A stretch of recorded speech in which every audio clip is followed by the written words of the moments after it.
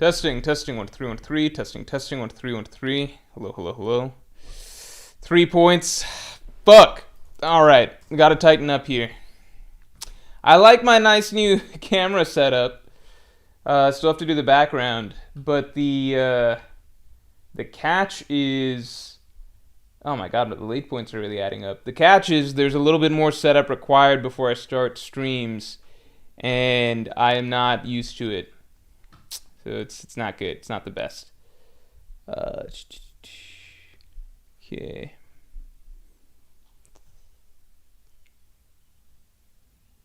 Okay.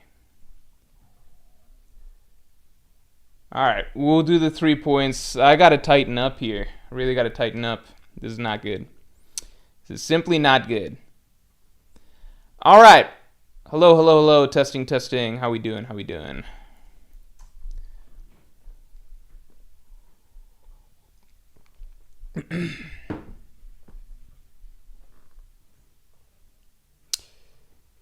What is this? Okay. So, first of all, just a do we get a it's not 4 points. It was not 4 points. I was live by the time it started. 3, it's 4. Do we have to do this thing again? All right. We can do this thing. All right, here. Can't believe I gotta always prove the truth. Here we go. Okay, look. So you can see I've been live so check when we hit the 2-minute mark. All right. If we hit the 2-minute mark here, you guys can see this. All right. This is gonna be close. Okay, yeah, we're good. It's just 3 points. Just 3 points. All right. Anyway, continuing on.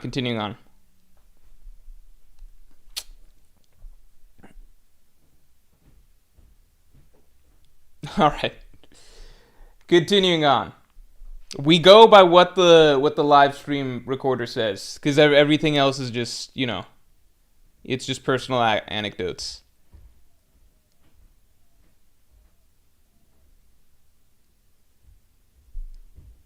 Yeah? Good?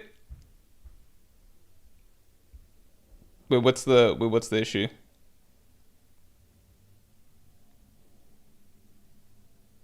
Two minutes. So as of 50, I'd been streaming for 2 minutes, which means I started at 48.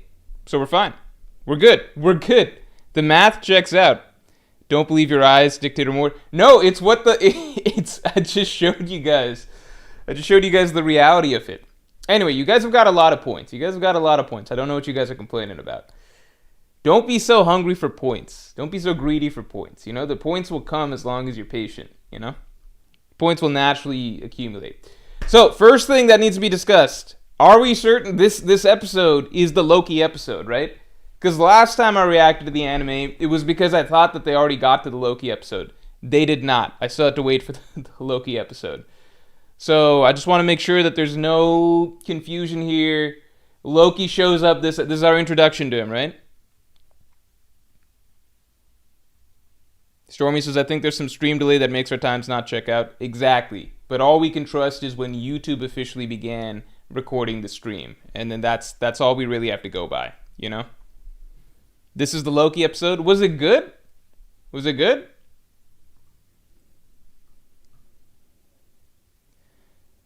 Please add a Jinbei appreciation video to the points list. I can't do that. Maybe for like some extra points. If we want to review the late points real quick. Here, quick review of the late points. Quick review of the late points. All right. Oh wait, let me move this. Move things around. So right now our penalties are playing a game on stream. I want to remove collab with Jay and Murphy. I don't know if that's because that requires coordinating with other people. I think this is good. I want to remove this and replace it with this. A 5-hour stream. 5-hour stream. Yeah, I think that's good. There's also... Oh, I forgot. Current plan for Morge's next watches / reads. Here. I'm gonna watch Witch Hat Atelier. I'm gonna watch that. Has that been good? I've heard some good things about that. I currently, so you know what series I just read? I just read a little series. It's a fucking fun series. It's by the One Punch Man author, one. It's called Versus. You guys know Versus? Versus is a fucking fun series. The only bad thing about it is that I found out it's monthly. I just caught up and I found out it's monthly. Loki episode's good. 9 out of 10. Filthy stinking fish. Yeah, that's Jinbei, alright. 8 out of 10. The animation was good, but slow paced episode.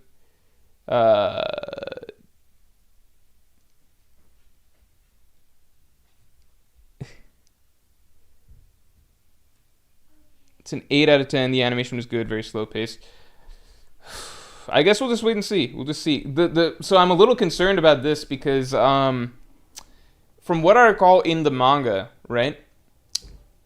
This is kind of this is it. This is kind of the high point of Elbaf for I don't know, another 7 or 8 episodes maybe.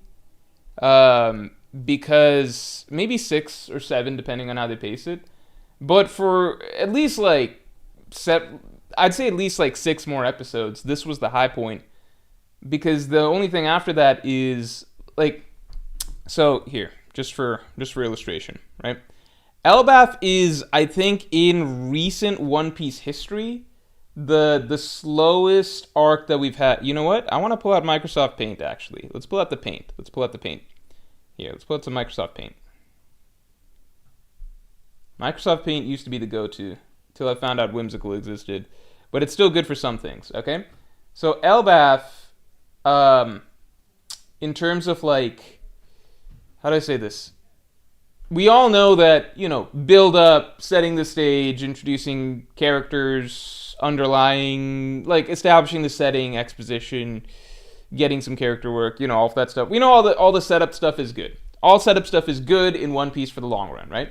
Setup is good. But in terms of like what's considered hype, what gets people like pumped up, etc., right? In terms of that, those type of moments, right? It's Elbaf goes a good while without that. I think it is the slowest arc in that regard in a long time. Because where do you get hype moments from, right? Hype moments in One Piece come from character reveals, right? So or big reveals. Let's say big reveals. So character reveals or big story reveals, right? Lore reveals, right? So let's say character introductions, lore reveals, cool fights or ability debuts, right? Or major plot changes. Okay, those are kind of the big 4 things, right? Elbaf is very sparse in that department. In that with Elbaf, you get like a long, like 5 chapters of fucking nothing with the Roto situation, right? Then you get one big spike with the Loki reveal. So one cool spike with the Loki reveal. Then that's it for like several more chapters. It's another, Loki's introduced in 1130. It's a solid 8 chapters, which by the way in publishing time is fucking, it's like near 4 months. It's like a third of a year, you know? 8 chapters before then we get the Harley reveal, and then we get another spike. And then that's kind of that's kind of all they can cover, I think, in this season, possibly, right? I think that's it. You get the Harley spike. I think shortly after that, around 1140, we get Gaban reveal, so that's cool. And then after that, things start rolling, right? So this is when the God's Night shit starts happening, right? And then Emu shows up in Gunko form. So that's kind of like the Elbaf heart rate visual, okay? Most arcs, Oda tries to get you something faster, you know? Like if we go into Egghead, Egghead itself was somewhat boring, but like literally right off the bat, Oda had Law versus Blackbeard start. Literally immediately, Law versus Blackbeard. And that was kind of the hype thing for a couple chapters. And then we had some more stuff as it went. Wano, kind of slow start, but you get a fight with Hawkins early on. Then kind of some boring stuff with Hold'em, but then big plot reveals, lore reveals, Kaido reveal, and then that kind of closes out Act 1.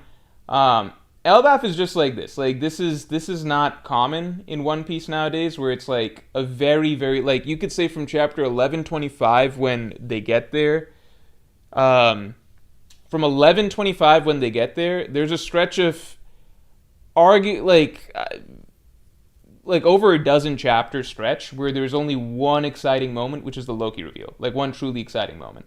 So, if the anime didn't make this a 10 out of 10 episode, from my perspective, it's like, well, what the fuck are they working on then? Because aren't they just doing like 13 episodes a year or something like that? Or some, like, how much are they covering a year? Is it 20-something episodes? What's their yearly release output? Sorry for the long tangent about this, but just felt like this needed to be visually shown.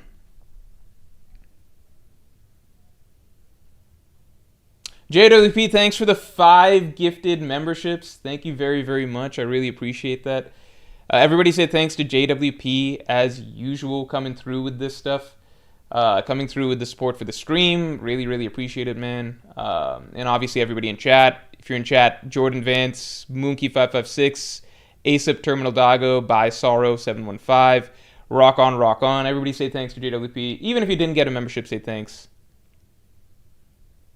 Shamrock introduction is not a bit, like, it is a big moment. It's a big reveal, but in terms of like how the scene is done, there's not much to the reveal. Like, the Loki reveal, there's not much you can do animation wise, or like production wise, because it's kind of just like, Oda just shows a page and then it's like, it's Shamrock, just a straightforward character reveal.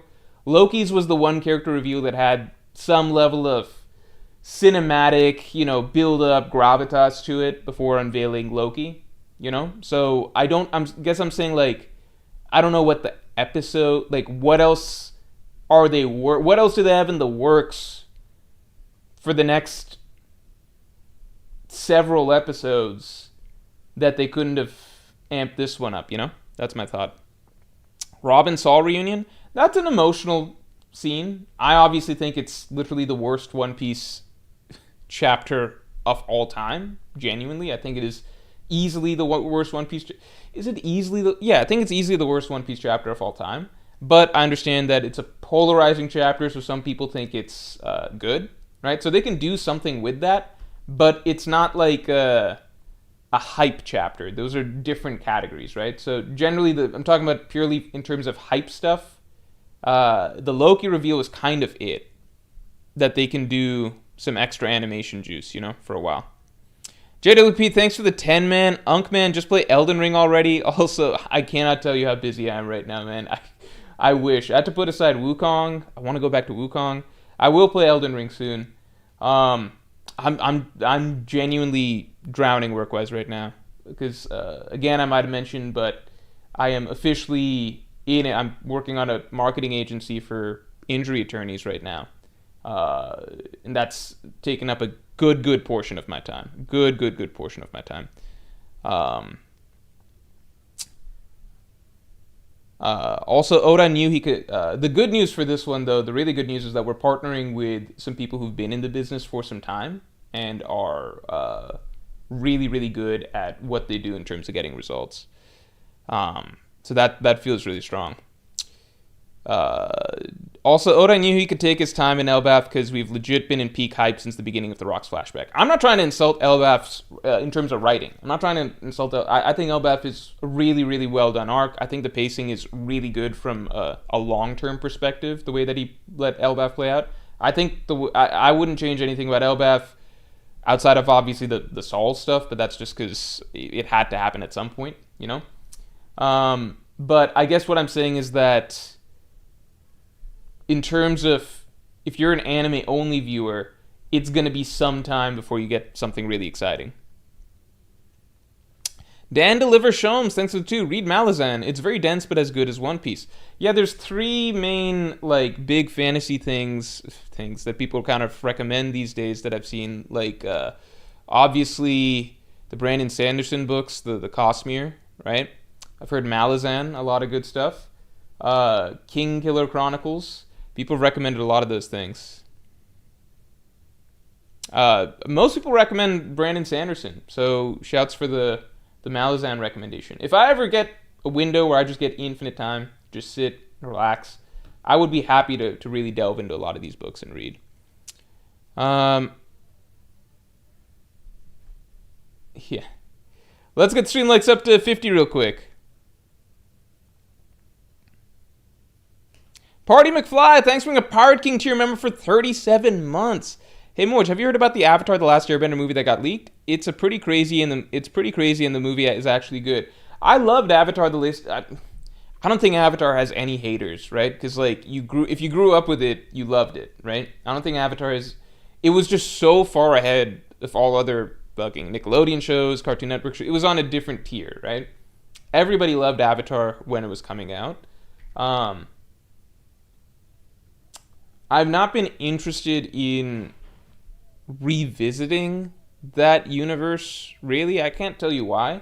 So I was interested in the movie, but I wasn't ever actually super excited about the movie. I think I just didn't trust that it wasn't a cash grab, but if you're saying that it's good, then I'm definitely interested to see. Did Morge miss 2 supers? Oh, I'm sorry. Hold on. I did miss 2 supers. First hour or two, I'll be busy. Oh, Teptia, thanks for the 2. First hour or two, I'll be busy with my Pirate King submission. The Pirate King podcast submissions are open right now. So for those of you who don't know, the Pirate King podcast is a once a month podcast that is open to all Pirate King members, either from YouTube or from Patreon. Everybody can submit their questions. You can ask me about anything about One Piece, other anime, manga, TV, movies, real life. You can ask me a shit ton of, or not shit. You can ask me a very broad, in a very broad range of questions, and I can answer in far greater detail than I can on streams. And generally, I'm a bit more open with the Pirate King podcast because it is to a tighter audience. Every person's question is answered. It's all compiled into an hour-and-a-half long podcast that comes out.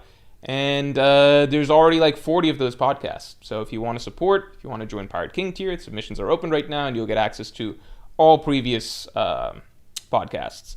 Luke Brown 188, thanks for the 5. Gotta check out the One Piece Top 100 fan vote. Some insane placement, not gonna lie. Oh, I'm curious. Wait, did the results One Piece? Let me see. One Piece Top 100 fan vote. Did the results come out?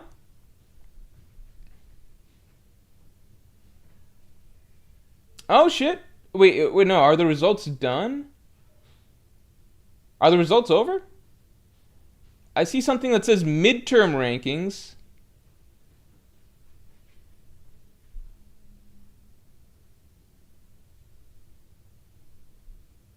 How was the movie?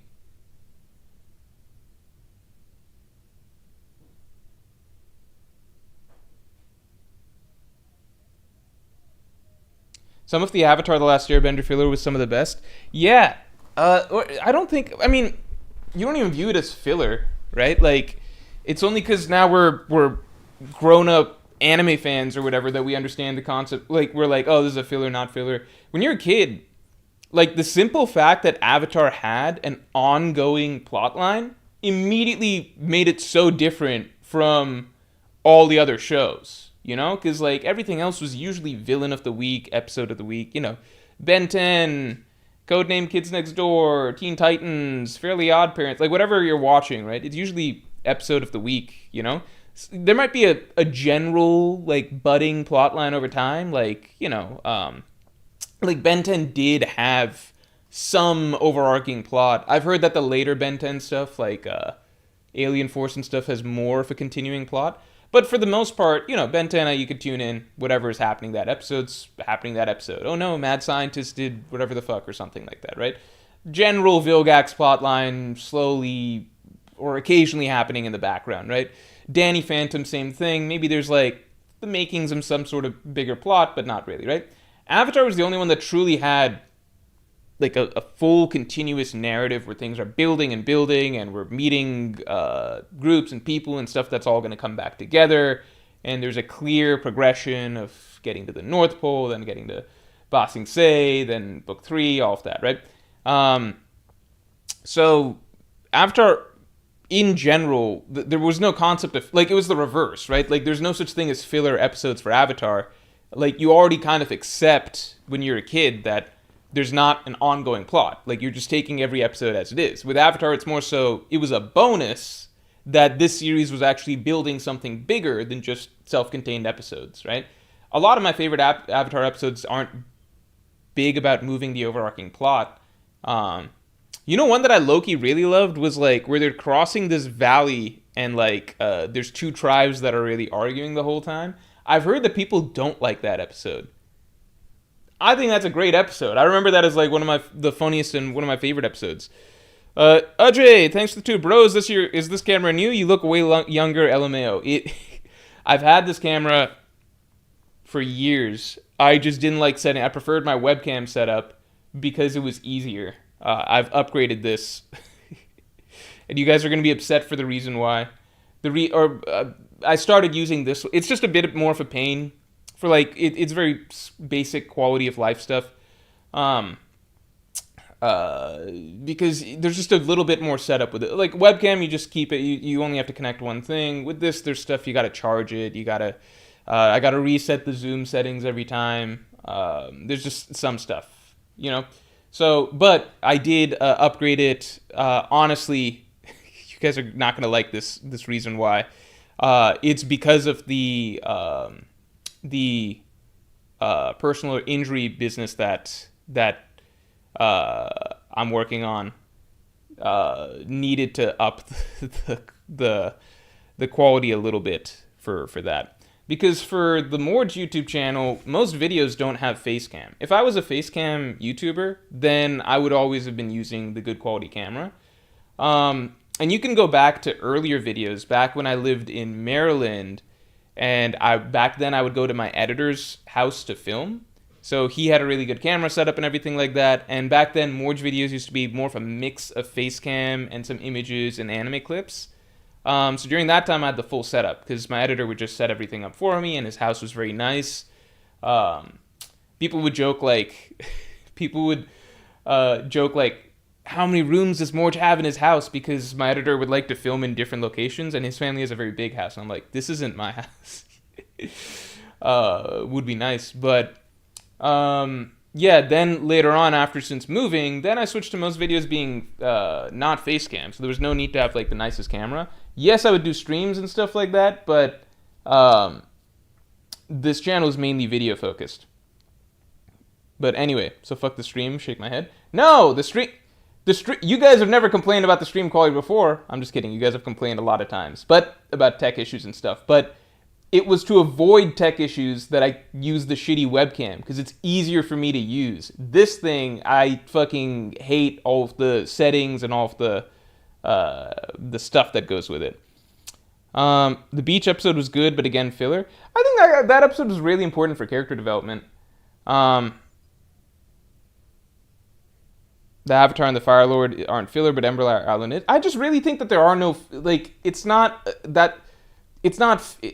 Avatar doesn't function the way anime functions, right? Like, it's not really filler. It's designed to be a week-to-week kids show that blends in alongside, Danny Phantom and stuff like that, right?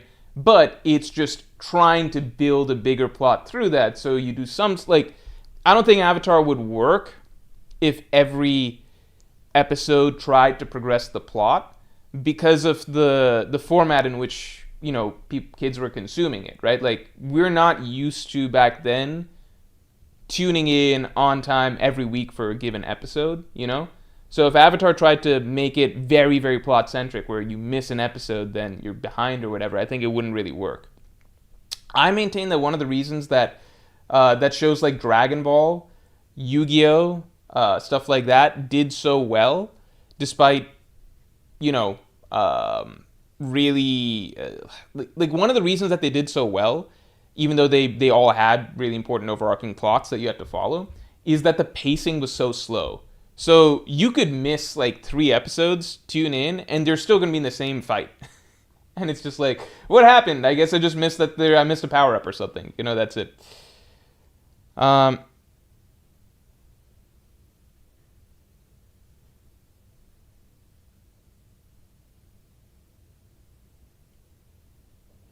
when I said filler, I wasn't talking about episodes that were important for character development. I was talking about the trash episodes no one remembers, like the fortune teller one. I like the fortune teller one. I think a lot of this comes down to probably when you watched Avatar. I don't know if I'm speaking for you or not. I think if you watch Avatar as an adult for the first time, and like so you're sitting down to experience the whole thing for the first time, then you're watching the series. Like now we're more used to episodes having like, especially if you're an anime fan, right? You're used to it being a continuing growing plot. And then Avatar's not that, right? So you probably experience it and you're like, oh, this was filler, this didn't really move things. But when you're a kid and you're just watching it, there's no concept of filler. You're just tuning into Aang's group's adventures, you know? That's it. You're just tuning into Aang's group's adventures. And then some episode, like, there's the vague goal of getting closer to defeating the Fire Nation, especially season 1. Season 1 is just like so like it's like East Blue One Piece. There's no real overarching thing. We just generally know that they're getting further and further north. That's pretty much it. And then like at a certain point we get to the fucking North Pole and it's like, oh shit, we're here. We're here and this shit's happening, you know? But for the most part, you're just tuning in Aang's adventures wherever he's at that point. Yeah.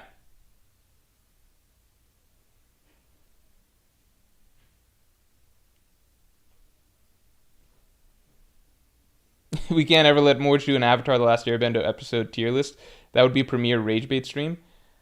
I mean, I'm not like crazy. I still love the important episodes the most. Like those are the ones that stick out the most.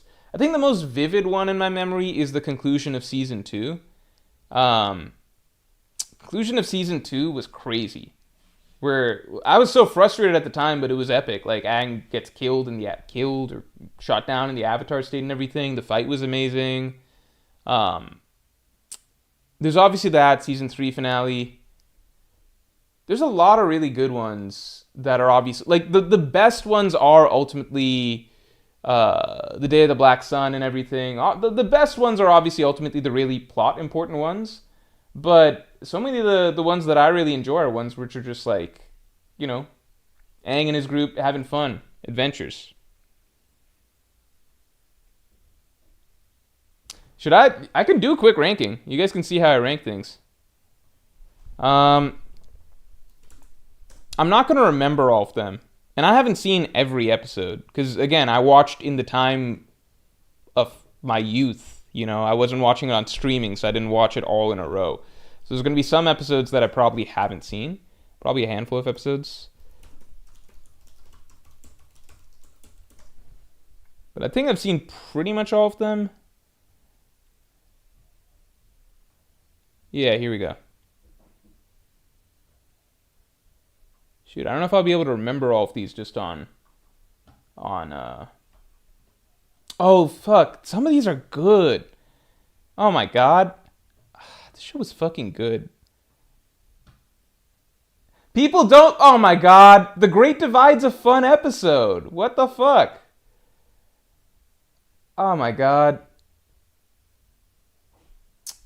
this is gonna be rough. I don't remember everything clearly enough. I don't remember everything Oh, also the one where they have the big fight on the train. I think that actually might be my favorite episode. Um, where they defeat Azula and the group partway through season 2, I think. That was really good. Man, I don't think I dislike Avatar The Last Airbender episodes. I think I'm realizing this. I think I truly loved almost all these episodes. Okay, so was this one where he fights Katara or whatever? I didn't watch much of that episode, so I don't remember. Is this the short stories episode? That was really good. Oh, Aang in Fire School. I don't think I cared for that much. How much did I like the short stories episode? I liked it quite a bit. What was this one? Oh, was this right after? This must have been the first episode of season 3, right?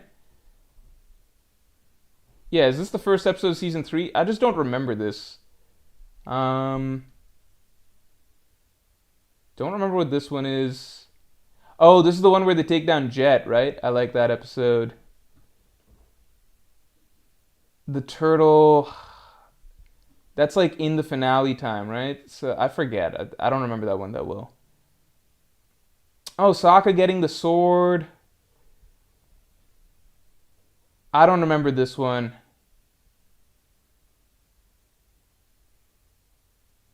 Was this the cactus juice episode?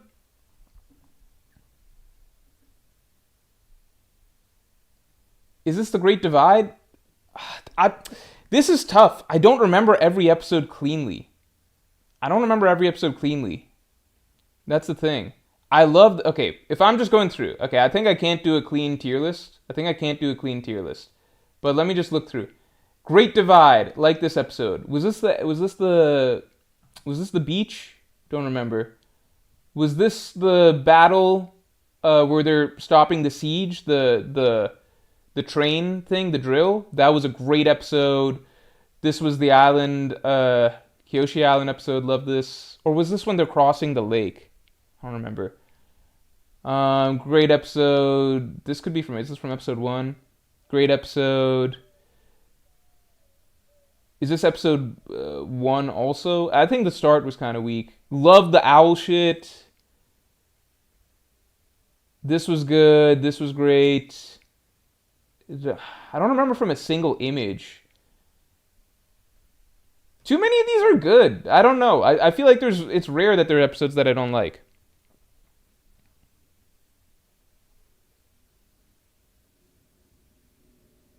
Put the episodes in release order. Yeah, I don't like. Maybe there's one that's clear. Every Avatar: The Last Airbender episode. Oh, okay. Here we go. Here we go. Here we go. I like this. Okay, I think I can do this. I think I can do this. Boy in the Iceberg. Keep in mind, this is very, very, very, very vague memories. Extremely vague memories for most of this. Okay, I haven't gone back. I haven't rewatched Avatar: The Last Airbender since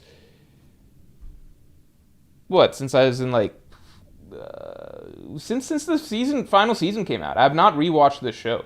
I've not rewatched this show. I don't think I've hardly ever rewatched bits of this show. I think my sister was rewatching at some point, so I'd peek over her shoulder. But for the most part, this is all just childhood memories, right? Um, the Boy in the Iceberg. I don't remember it being the strongest stuff. The Avatar Returns. Fly. This is probably better. I don't remember the start. Yeah, I don't remember the early episodes. I don't remember the early episodes. Because I don't know if I even saw the early episodes. Southern Air Temple. Okay, Warriors of Kyoshi. Good episode. Good episode. Imprisoned. I thought that was fine. I don't remember exactly. Winter Solstice. Don't. Oh, I remember this stuff. I don't remember part one. Here, I'll just put a. You know what? I'll just put a tier called Don't Remember. Don't remember. Southern Air Temple. I remember where he goes Avatar State and stuff towards the end. But don't remember much aside from that. Oh, the Pirates episode. I love the Pirates episode. I love the Pirates episode. The Jet episode. The Great Divide. Love that episode. The Storm is fine. I mean, The Storm is objectively a really good episode, but it's not one of my favorites.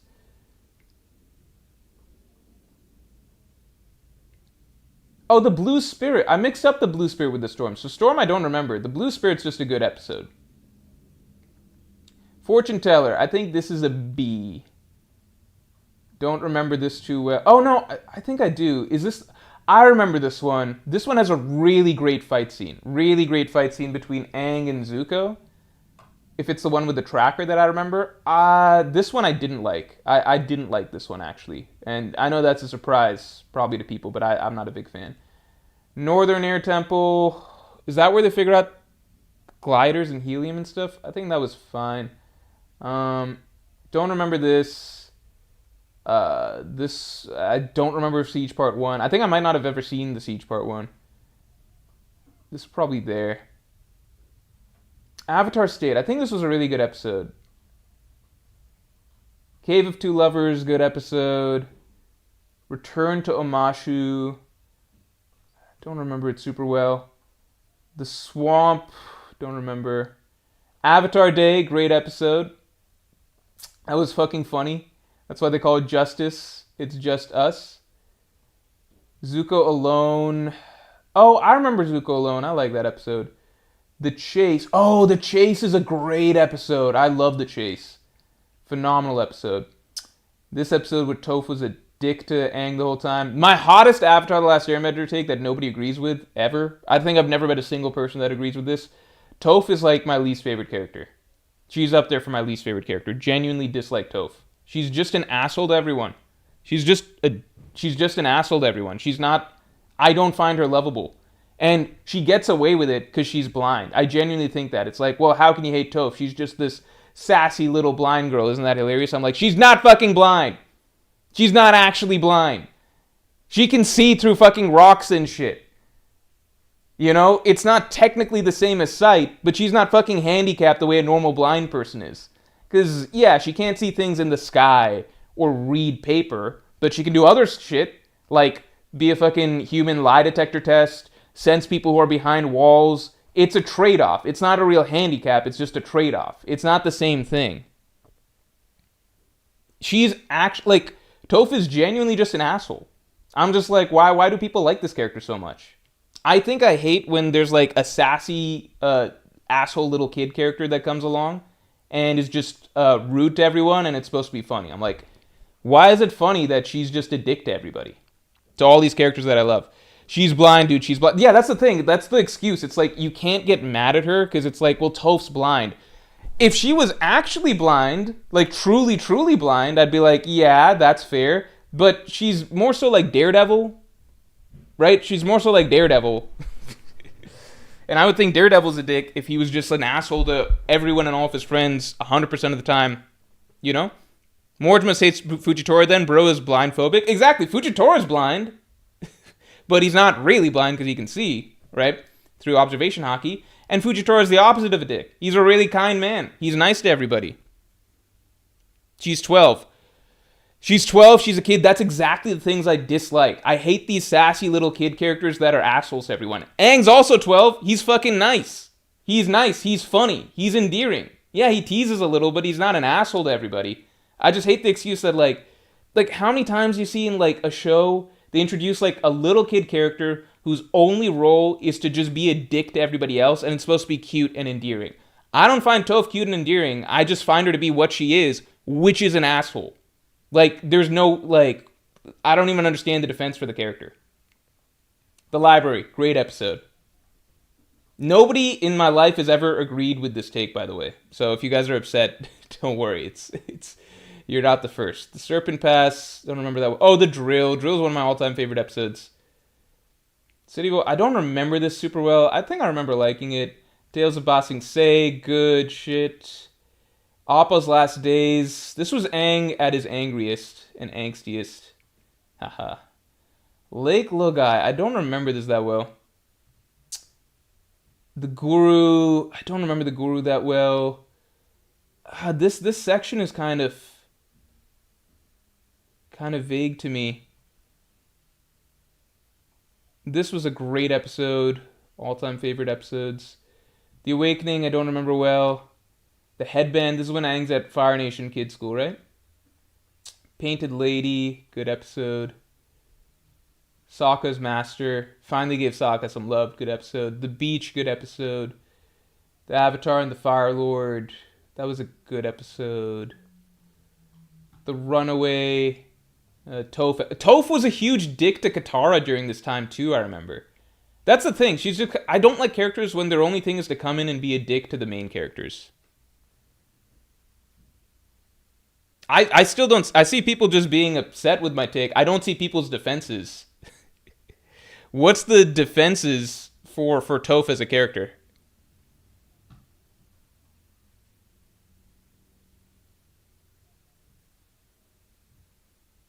She discovered a whole subset of bending on her own. How is she not goated? I'm not saying she's not a good bender. She's an amazing bender. I'm talking about her character, which is very different. Her character, like, what does her bending metal have to do with her being a giant asshole to everybody? Because she is a giant ass. I've not seen one rebuke to what I'm trying to say here, which is just that it's like the most stereotypical thing. How many times do you see in stories they just randomly insert Like, you've got a perfectly good cast, and they insert little, like, sassy little kid character, this archetype. Sassy little kid character whose only role is to be a giant asshole to everybody, but it's cute or endearing because they're a little kid. If they're an adult, it would just be like, fuck this character, but they're a little kid. And Toph, they added the extra layer if she's blind, even though she doesn't actually have the true handicaps of a blind person. Real blind people would fucking love to be able to do the shit Toph can do. Like, she's not truly blind. That's the other part. It's fake. It's just fake bullshit to cover up how rude she's being to everybody all the time. Her relationship with Aang as a teacher is great. No, it's fucking not. It pissed me the fuck off watching that episode where she takes his shit, takes his stick, he's a dick to him the whole episode, and she's just like, well, this is how I gotta teach you. I get the point, but I still dislike her for it. I'm just like, you fucking, like, it's just like watching her bully Aang the whole episode, because I loved Aang, and Toph was just this giant asshole. Oh, the Painted Lady, I didn't like that episode that much. I got that confused. Hold on, where's Painted Lady? I think I didn't like that episode that much. Puppet Master, great episode. Nightmares and Daydreams. Oh, that was like a filler episode, right? That was just Aang thinking that he was having nightmares or whatever. The Invasion, great episode. The Eclipse was really good. The Western Air Temple, I don't remember it that well. Firebending Masters, it's a good episode. The Boiling Rock, those were good episodes. The Southern Raiders, I don't remember. Ember Island Prayers, I've seen clips of this episode, but I don't remember it that well. Sozin's Comet, The Old Masters, everything here is like really high. I don't know how to rank each one of these individual episodes, so I'll just put this in S and just call it a day. Yeah, I think this is, I love most Avatar The Last Airbender episodes.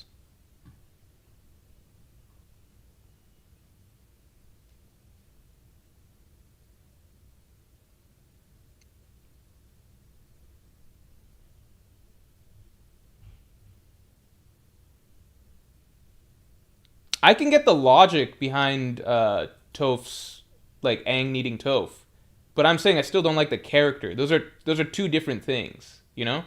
It's two separate points, you know? That's like saying, like, well, Luffy needed to learn armament hockey from Hyogoro, so Hyogoro is a good character. It's like, no, those are two very different things.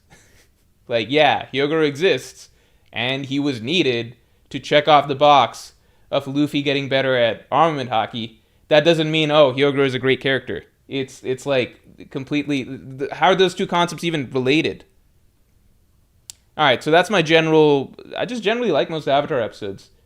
Even the episodes here, like, I think I still like the episodes, you know?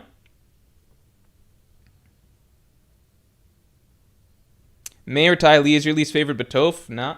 May and Ty Lee are supposed to be bad guys who have, like, an arc, right? So, like, generally when a character's a bad guy, like, Azula, one of my favorite characters, period, in the show. Best villain in the show. One of the best villains of anything, period, I think. Azula, phenomenal character. And Azula is a giant asshole to everyone, right? The difference is that Azula is a villain, and she's clearly made out to be a villain. So it's like, yeah, I see why she's such an, like, you go in understanding that the show is telling you that this is an asshole and not a character you're supposed to like, right? You enjoy them for how much of an asshole they are. Toph was this character that got dropped into my favorite little group of friends, basically just to be this annoying kid that is rude to all of them and a dick to all of them and tells them they're all stupid and suck, yada yada. That was essentially Toph. And the show's like, see, why don't you love this character? You can't be mad at her because she's a blind 12-year-old kid. Her being a blind 12-year-old kid does not excuse her shitting on my favorite trio of characters 24/7. You see what I'm saying? Like, Azula, great character, asshole, correctly portrayed as villain. Toph, giant asshole. For some reason, we're supposed to love her, and nobody else seems to dislike her the way that I do. This has frustrated me for so long, I can't even tell you.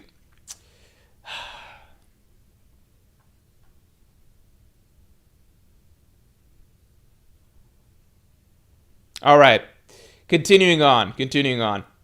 I wish I could find one person who would be on board with my Toph hate, but I think everyone just genuinely loves this character, and I'm so mind blown. I'm like, what the?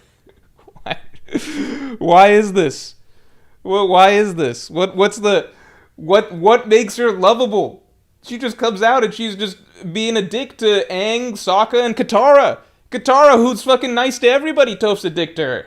And I'm like, for some reason, Toph's a more popular character, too. I'm like, what is going on? What is backwards world here? I remember the episode where, like, Toph and Katara, like, butt heads. And, like, they both have to go separate ways to kind of cool off or whatever. And then the show tries to portray, like, oh, well, let's hear Toph's side and let's hear Katara's side. And the crazy thing is, Toph doesn't have a side. Like, on one hand, it's like, yeah, Katara, she really tries to look out for the group and take care of the group and et cetera, et cetera. And Toph's side is just like, well, what if we just said fuck that, you know? I don't see why Katara can't see. What if we just said fuck all that? And it's like, is this show, like... I like how the show didn't even make a case for Toph. It's just like, well, there's two perspectives, and we're supposed to treat it as though each perspective has equal weight. It's just like, what the fuck?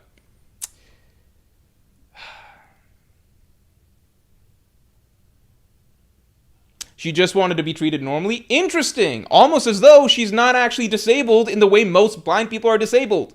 Because she can function like a normal fucking person, but she always has the veil of blindness to deflect from any criticism of the character. That's my point of view on Toph. I'm just like, she's not even like, she technically has the blind handicap, but she can do a million things that blind people and seeing eye people can't. She's not walking around fucking like lost in the world. But she talks to everybody like she's, like, you can't have it both ways, you know? You know? That's all I'm saying. You can't have it both ways. Wasn't Katara being overbearing and kind of forcing her way on others? I fucking love this. Because Toph can call everyone stupid and idiots and whatever, like, 24/7, but heaven forbid that Katara be a little bit overbearing in trying to take care of the group. Heaven forbid. No, but Toph's the shitty one. Or, I mean, Katara's the shitty one. Alright, continuing on. Unless she's on a giant flying bison. You're right. And in that case, of course, they would really need her to be able to do shit. No, they're all chilling on Appa. How's that relevant? Anyway. She literally can't do things the minute her feet are off the ground. Do you know how many situations happen in the story where Toph is, like, legitimately handicapped? You know who's more handicapped, objectively, in the Avatar universe? You know who is more handicapped than Toph? Sokka. Fucking Sokka as a... seriously, think about it for a second. Who is more useless in more situations throughout the show? Toph or a dude who can't bend? A dude who can't bend. Yeah, Toph can't really do anything while they're flying on Appa. You know who else can't? Fucking Sokka. The only thing Sokka can do that Toph can't do is fucking read. Beyond that, Toph is like 1,000,000 times more capable in a universe where you can earthbend and see things through the ground than Sokka. Sokka is the real fucking handicapped one in the group, and they treat Sokka like a fucking, like a clown the whole time. As though it's his fault for not having fucking magic. Sokka is literally more by Avatar standards, any non-bender is significantly more handicapped than Toph. By far. There are 1,000,000 things that Toph can do that Sokka can't. There's like 3 things that Sokka can do that Toph can't. Sokka does a ton of stuff. Yeah, that's why I fucking love Sokka. He's a great character. He's a great character. Phenomenal character. But I'm just saying, like, if Sokka was out here just being a dick to everybody 24/7, which he was in the first couple episodes, and that was like a character arc where they had to correct that, where's Toph's character arc? Where she has to be corrected on being an asshole to everybody. Never. It's just like, well, Toph's handicapped. You know, she's just allowed to say whatever. It's like, Sokka's the most useless, like, incapable, helpless one in the group, and everyone's a dick to him. That's the most crazy thing. They all make fun of Sokka, and I'm just like, Sokka's the fucking handicapped one. Compared to you guys, he's practically on crutches. Rashab Sunny, thanks. A bit out of context. Maybe Blackbeard and Pizarro Awakening can control the red line as Serpent. Also, maybe Emu Fruit can force Awakening. Oh, fuck. Let's talk about One Piece. All right. The only, before we switch back, I'll just say the only thing is that I've seen amongst all the comments here, just saying that Toph is a good character, I've seen no actual defense to my critique, which is that she's just an asshole to everybody 24/7. There's not a single person who's come out and been like, that's not true. Because you all know it's true. I don't see any actual defenses against my critique, and that's what confuses me. I'm just like, so we're all in agreement that she's an asshole. Yes.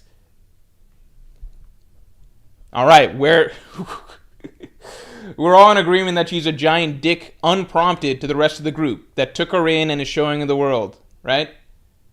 Yes. All right, so where am I losing people here? Where am I losing people? All right. Maybe Blackbeard and Pizarro can control the red line as Serpent. I don't know about Pizarro being the red line, but Pizarro getting to the red line would be crazy, right? The potential there is insane. Maybe Emu can force Fruit Awaken. I don't know about, because like I just feel like Pizarro controlling the red line is too big of a role for him in a sense. So, I don't know.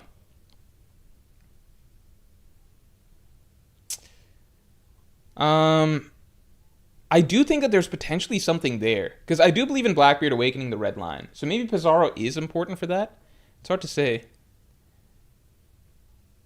Sharak Sharita says, I'm not going to defend Toph on that. We love her because she's an asshole. Okay, I mean, I'm cool with leaving it at that. But in that case, I don't think my take is that hot of a take, you know? I guess I just don't like characters that are introduced partway through the show that exist exclusively to shit on the characters that I really like. That's all. That's not my thing, personally. You know?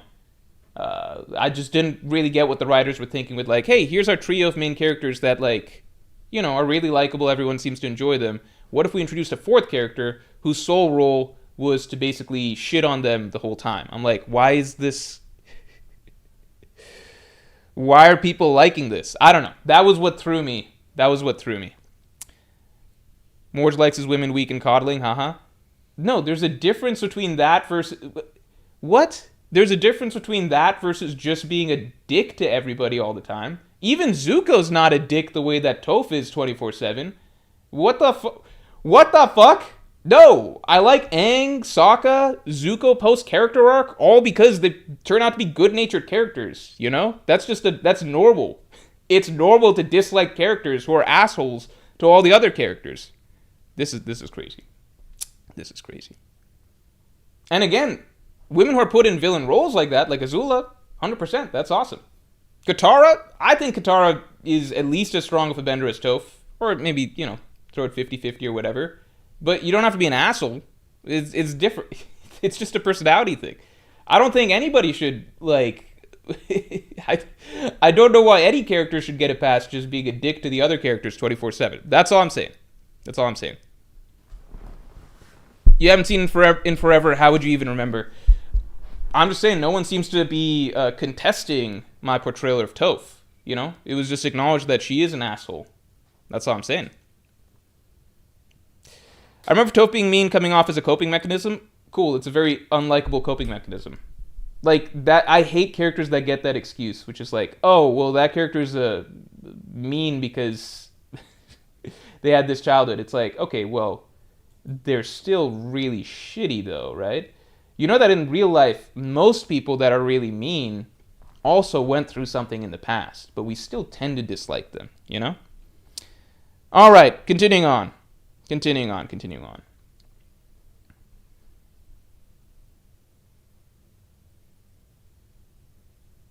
Oh, we're not doing Korra. My knowledge of Korra is so, like, paper thin. All right, enough Avatar talk. I think I feel at least validated in that there was no pushback on my characterization of Toph as just a mean bully, which is all she is. She's just a bully, and I think I don't like that. More just mad because he'd get bullied by Toph too? Of course. Flitch757, thanks for the 5. Ever thought that that Joy Boy and Emu could be brothers, kind of like Luffy and Ace? Emu, Gomu, feels like we need an ancient callback to the sake cups thing. I feel like we could get like an Orochi. I think we're heading for like an Orochi Oden relationship. I think that's what we're heading for. I don't know about literal brothers though.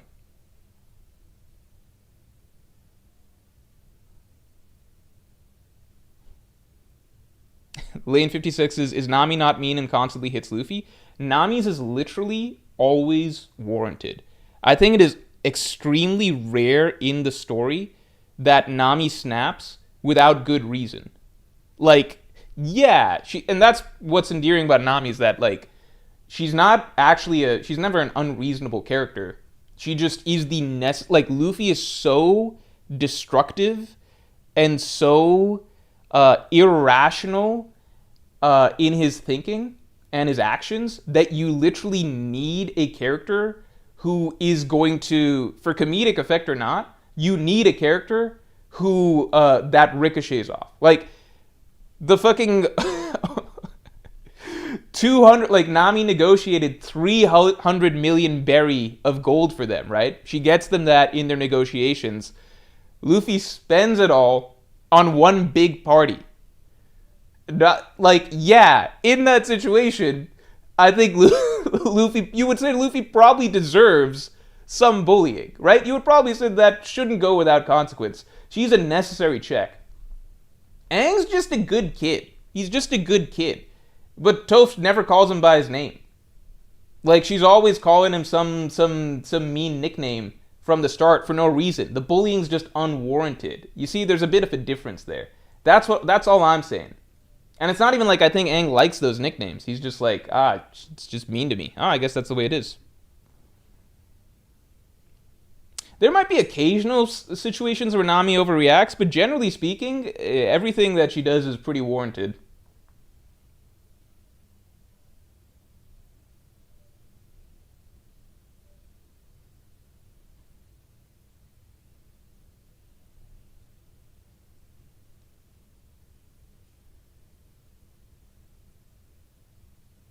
Aang is not a kid. He's 100 years old because he ran away. Yeah, that is true. That is true. All right. Enough Avatar talk. Oh, wait, let me shout out. While we're on the subject of different series, let me ask real quick. First, let's get stream likes up to 50 real quick. Has anyone been reading verses?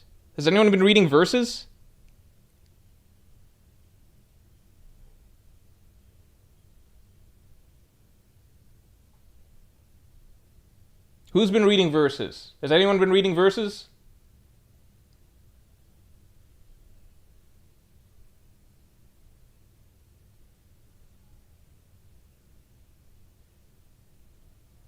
Henchme987 says it's how friends bully each other. No.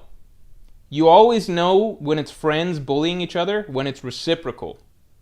It's reciprocal. Aang doesn't call Toph names, from what I remember. He doesn't bully Toph. He's always on the receiving end. That's not good. That's not healthy in real life.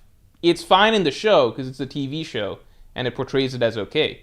But in real life, bullying between friends is only bullying between friends if it's reciprocal. Otherwise, it's just bullying.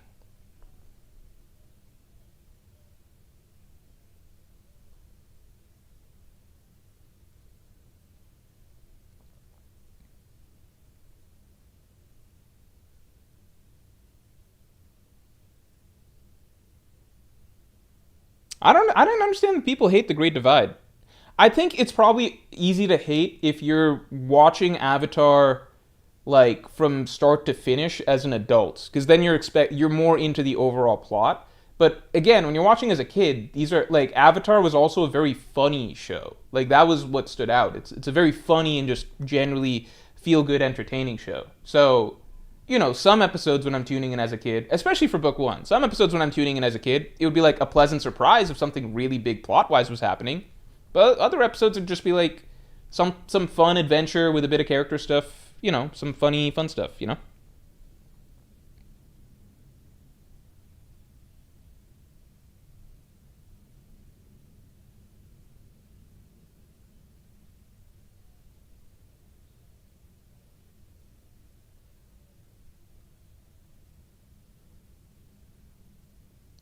I thought the Great Divide had a fun plot. I thought it was actually pretty funny, personally. Thought it was pretty funny. Also, I thought it was funny that like one of the two clans was clearly better than the other clan, in my opinion. Like, all right. Um, no, the show that I'm watching. Oh, Winstong Graham 944. I'm a new Pirate King Patreon tier member. When do submissions close? So I try to keep them open for at least the first week of the new month. So you've got a little bit to go. I try to keep them open for at least the first week of the month. And then when it feels like it's I will let you know in advance when the window's closing, but generally at least the first week of the month.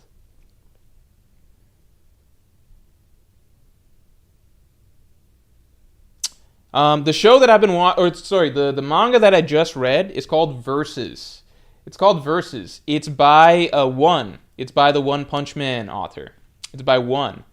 I strongly recommend that. I strongly recommend that. Okay, so hold on. So here's what I'm looking at. Let me show you guys this too. I'll talk about Versus in a second, and then we'll watch the episode. So this says midterm rankings. So does this mean that the rankings are not yet over? Are the rankings still going?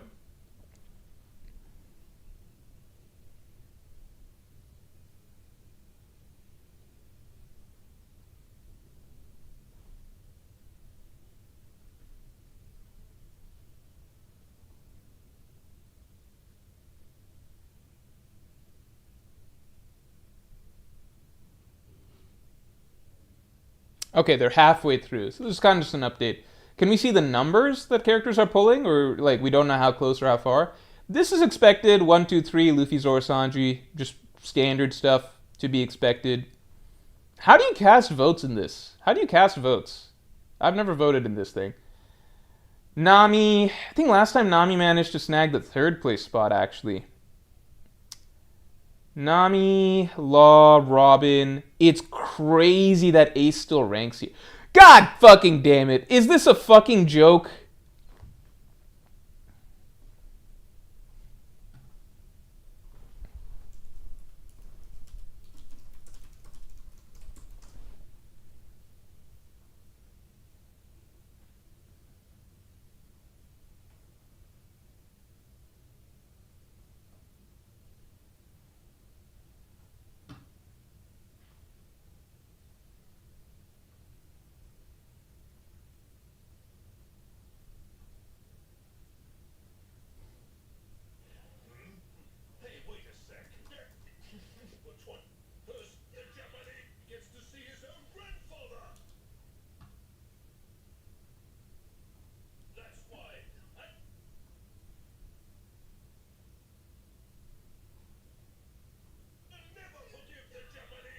I don't know if you guys can hear that. Here, I'll turn on desktop audio just for this. Grandfather! That's why I'll never forgive the Japanese!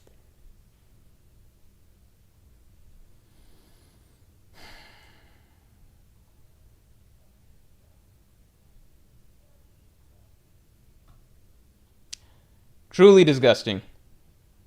Truly, truly disgusting.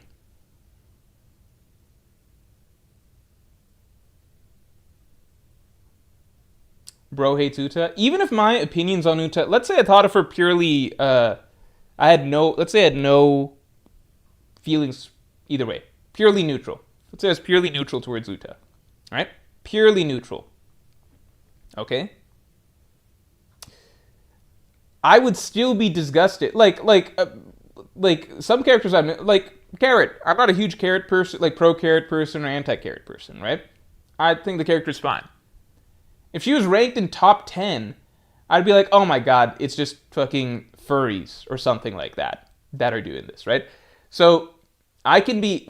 It doesn't help that I hate Uta as a concept, but the fact that all it takes for Japanese people to rank characters this high is like what fucking design and some music or whatever.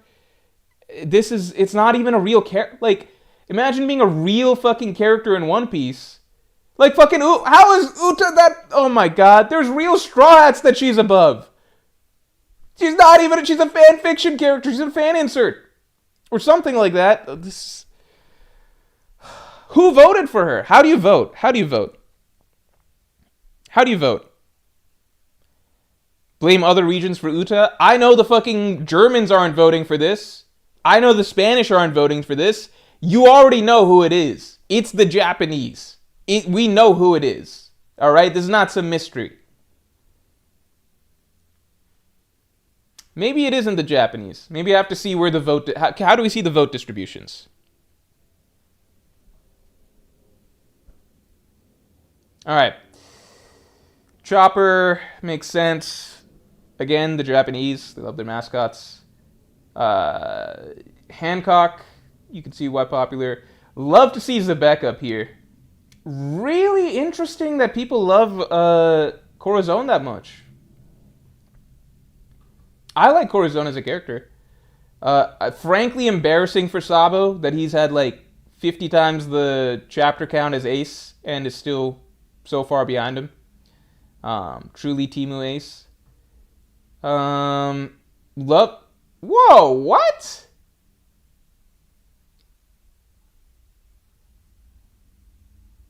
Where the fuck is...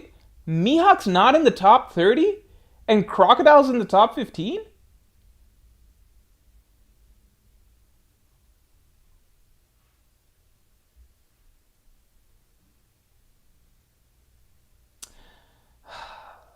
I think the problem is that most Mihawk fans are genuinely not actually Mihawk fans. They are Zoro fans masquerading as Mihawk fans, right? So that's the big problem. Because I don't think people truly... I don't think Mihawk himself actually has like that huge of a fan base. Like in terms of like if everybody had to be truly from the bottom of their hearts honest with themselves, right? Like just from the bottom of your heart, you have to fill out a survey, be 100% honest. It's like, is Mihawk your first or second favorite character? I think most people claiming to be Mihawk fans would not actually have him as their number one. It would be Zoro, and Mihawk is essentially a stand-in from their perspective of end-of-story Zoro's power, right? So I think that's a solid reason for why when it comes down to it, Mihawk doesn't end up that high in these lists, but I would still expect him higher than like his cross-skilled compatriot Crocodile. Mihawk fandom is not real more. Yeah, I think that's the frustrating thing to me about the Mihawk fandom, which is like, I think it is more so just the Zoro fandom in disguise, but they're not honest with themselves. I do believe there are some people who are genuinely Mihawk fans. It's harder to believe because he's had such little screen time, and his only truly good scene to date is the initial Baratier scene, right? That's the only really juicy Mihawk scene, but I think he's got good stuff coming, for sure. Outside of that, even in the cross-skilled scenes, he's outshone by Crocodile and Buggy in terms of like who the scenes tend to highlight or give more interesting dialogue or moments to. So I do hope that Oda like picks it up with Mihawk, but it is just jarring to see him, like he's below Kid. How are you gonna end up below Kid? How's Mihawk below Carrot? How's Mihawk below Lucci? After Lucci just got, like, fucking passed around. How is he below Perona? Who was essentially his short-term sidekick at Kurogena Island? How is Perona so much higher than... What is going on? No, this is jarring. Yamato, I don't have the energy to be pissed off about Yamato because Uta just so... Like, there's no reason Uta should be above Yamato. And you guys know I hate Yamato, right? So it's almost just like... It goes to show just how absurd the Uta ranking is. Which is that even amongst characters that are, like, weirdly overly loved by the fandom despite being terrible, like, she even puts Yamato to shame, you know? Perona, I enjoy Perona as a character, but I'm just shocked to see her in the top 20. Very little, like, this is more confusing, right? This is just more confusing, because, like, Mihawk and Perona essentially shared screen time for most of their, you know, time skip, all of that, and most post-time skip. And then Mihawk's gotten more since her, and Mihawk obviously much bigger role, way more hype, all of that stuff. Cool design, like, everything going for him. He's the world's strongest swordsman! And he's fucking ranked below a fake character and his own just what, house guest. What the fuck? What is happening?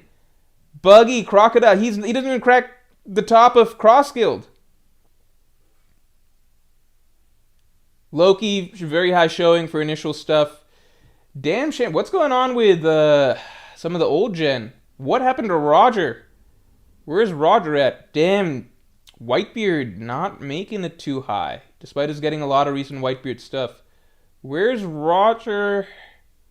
Where's Roger? Do people just not fuck with Roger? Yeah, 51.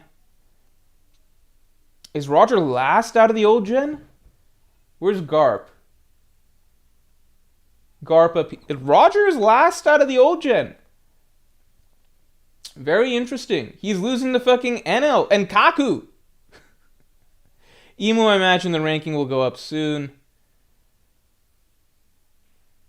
I figure Rockstar's got to be a gag sort of thing, right? Like, some people like to push gag characters. I'm cool with most of the characters that are here, outside of Uta, Yamato. Then beyond that, I would personally rearrange rankings, but I do think these are a lot of One Piece's best characters. Just shocked to see... I'm very shocked to see Mihawk so low, because he's a character I would expect to be a lot higher. I'm shocked to see Smoker still hanging in there. How's he still above Kobe? I don't know. How is Kobe behind... Yeah, I don't know. Poor Dragon. Needs more to do. Perona just... Perona compared to Moria.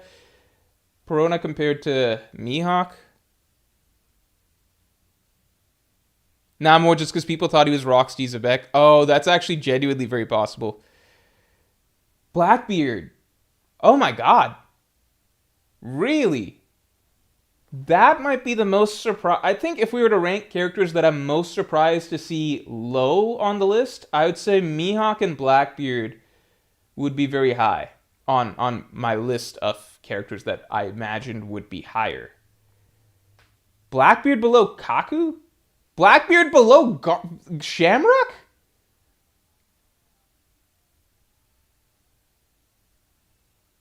How is Blackbeard below Shamrock? How is Roger below Shamrock? What is going on? How is Roger closer to Izzo and Beppo than he is to, like, other members of the old gen?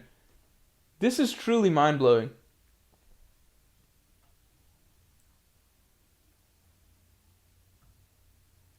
Poor Scopper Gaban. He's a very good character. Should be higher. Yeah, you got some good-ass characters down here, grouped together with shit like Karoo. Damn, the Thousand Sunny not really catching up to Going Merry, huh?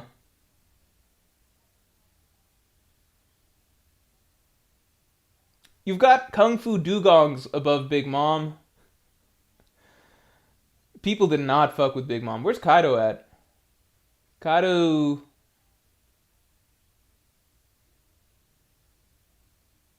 Am I missing Kaido?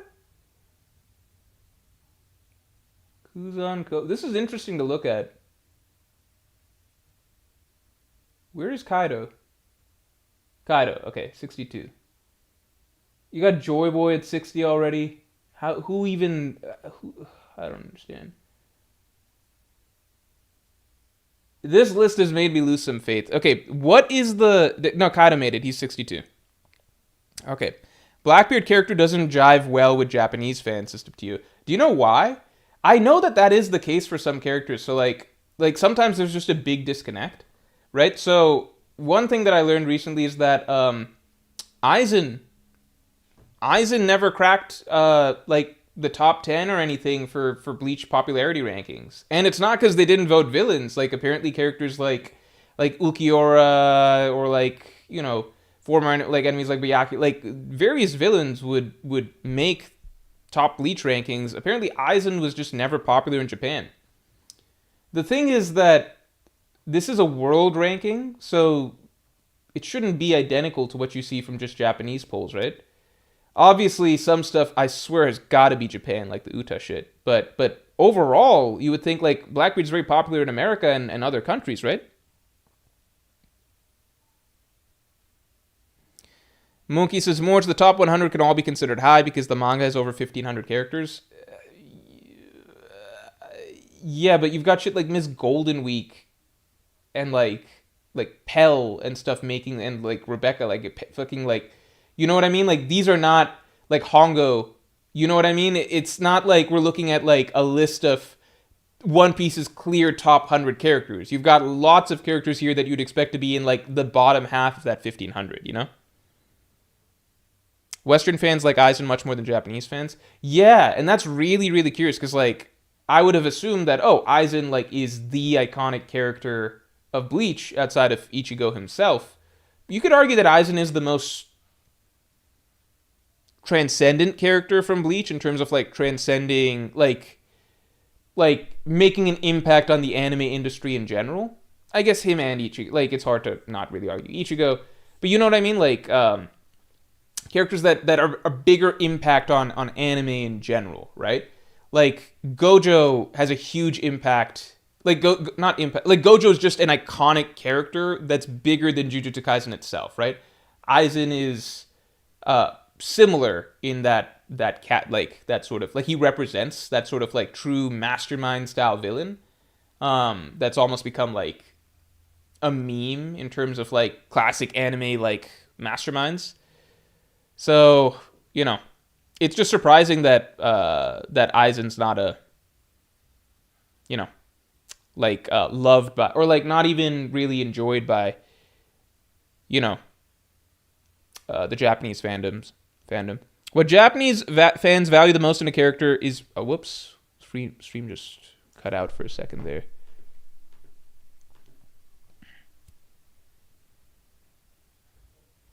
What Japanese fans value the most in a character is being good looking, cuteness, kindness, cool quotes, cool powers, and a popular voice actor. Also, if you're ugly plus a villain, you won't be popular. Aren't there villains that are popular, though? I guess, you know, I think, yeah, that makes sense. Because the villains that we see here that are ranking high are generally villains that have kind of been redeemed in some, or not redeemed, but like, you know, they came back around to the good guy side in some ways. Not Lucci and Doflamingo. Blackbeard hasn't had a full arc to be a villain yet. Western fans care a lot more about overall story impact in terms of long-running villains. Interesting.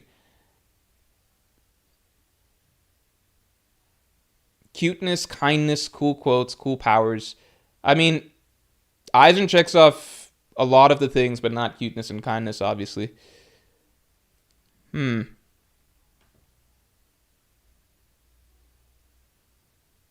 Blackbeard's also not a traditional type of villain either, so even by those standards of villains, you know, Japanese fans might not really like him. Well, it's too. I hope. Well, this is a case where Oda knows what he's doing, and the rest of the Japanese don't. What do I think of Crocodile being the top villain in this poll? It's tricky because like Crocodile is now shifted over to kind of more the good guys category, even, or like anti-hero category, right? So he's no longer a villain. So I would consider Lucci to be the top ranking antagonist, I guess you would say, in this, and that's very surprising, you know, very, very surprising. He did get some recent, you know, like prominence in the story, obviously, but you could argue that it hurt him more than anything. Roger lost 30 places from God Valley. Did Roger's what was Roger? Oh, let me see the results of the previous one. When did the first one come out?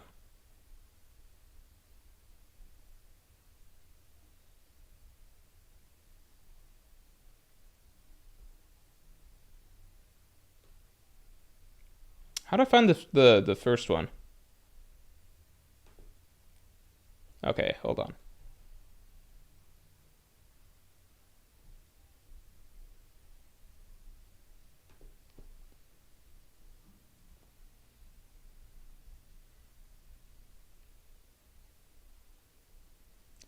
Okay, the seventh poll. Okay. World Top 100. How do I see the list? World Top 100.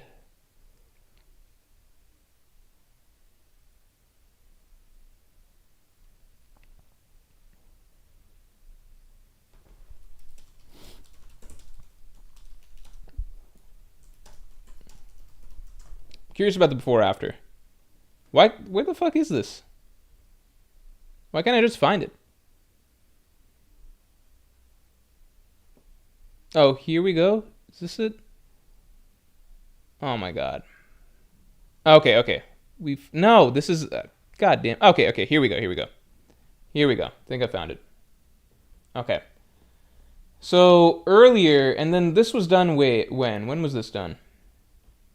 This one was done 2021. Okay, 2021. So 5 years ago.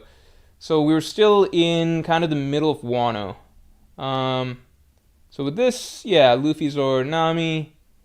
I remember Sanji fans were really bummed about this. Yeah, Law's obviously become a big character. So the top is pretty consistent. Sabo's actually dipped a little in the polls, interestingly. Sabo's actually dipped a little bit in the polls.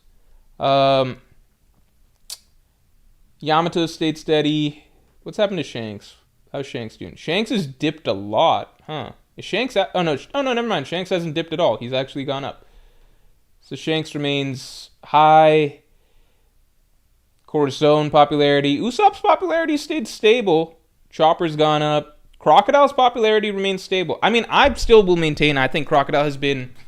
Out of all of One Piece's arc villains, like the primary villains of an arc, I think Crocodile is... I still have him at number 1.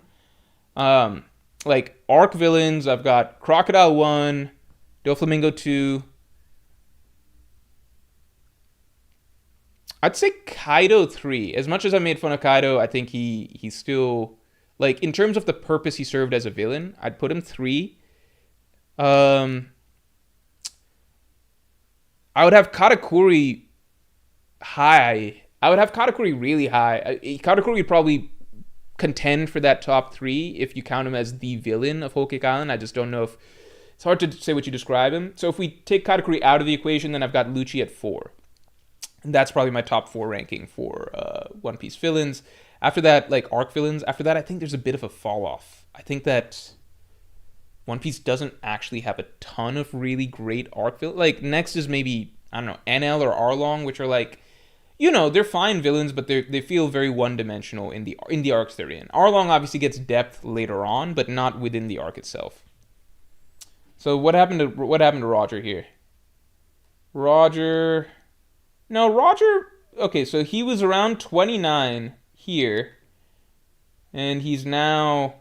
Shit, yeah, he did lose a clean 20 spots. That's actually really funny. Oh, that really fucked him. Mihawk was 30 before. He's still about 30. Brooks' popularity's gone up. That's nice to see. Kid's popularity went up somehow, despite everything that happened. Or no, it's actually went down a little bit. Yeah, I'd say the rankings are still kind of consistent. Okay, yeah, Roger kind of really took a hit. Roger really took a hit is what we can tell, right? That's unfortunate. It's just the way it is.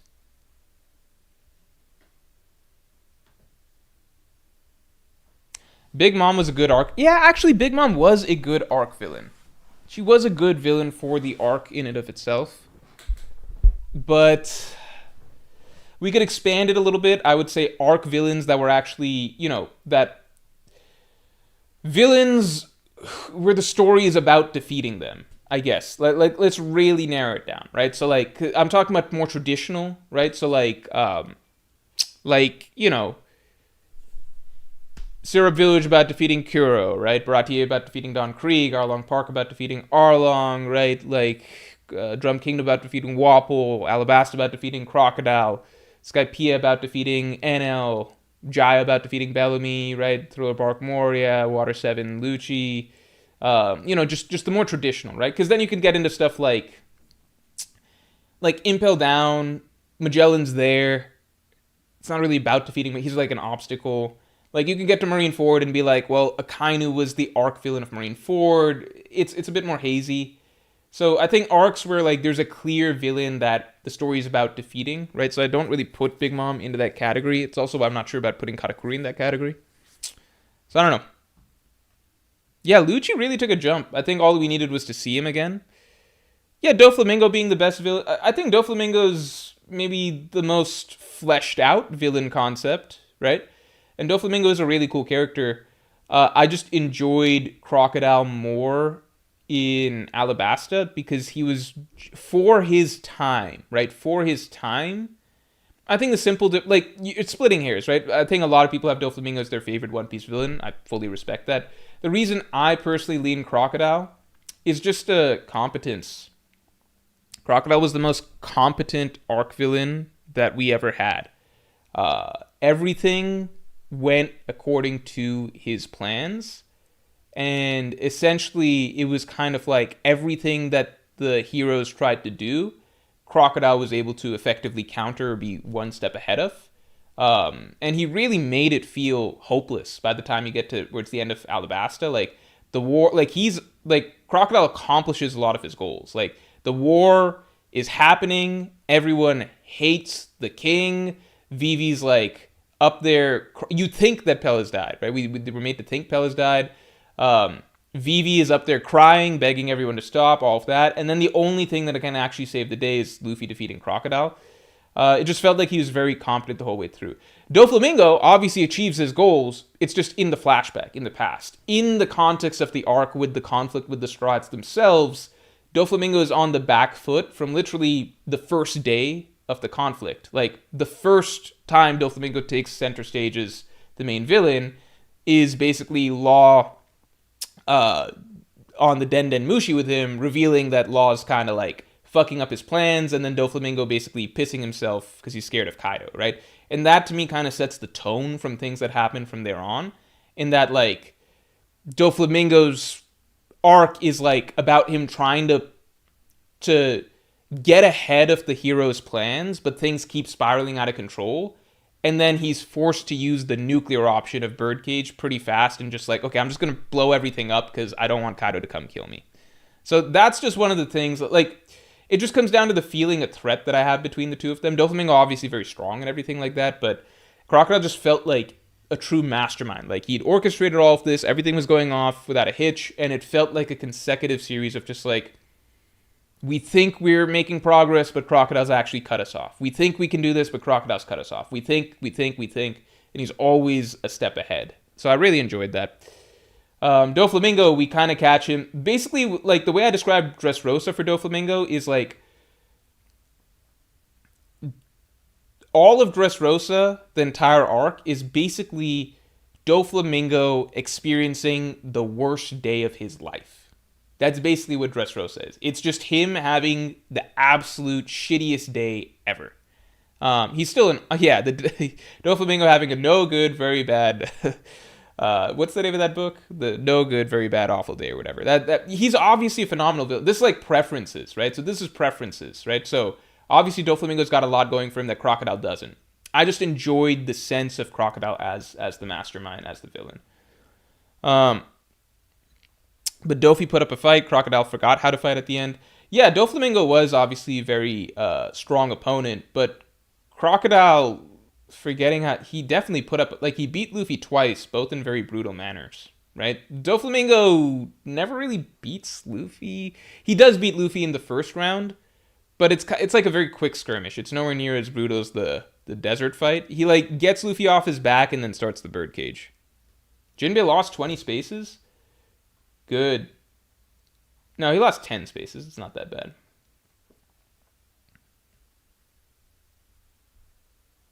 I think when they hanged his family and tried to burn them was worse. No, because I think legitimately, knowing Doflamingo's character, he was more torn up about the events of Dressrosa. I think he was probably, if you asked Doflamingo the worst day of his life, a normal person, yeah, the day that, they were all crucified and stuff like that, that's probably your worst day. But for someone like Doflamingo, whose entire empire in life that he spent his whole time building, like all of the strings that he had the whole New World dancing to, like, he's a control freak. Like, everything that he set up, all this perfect system that he built, he still had aspirations to get revenge on Celestial Dragon. Everything comes like, this is the day everything comes crumbling down, right?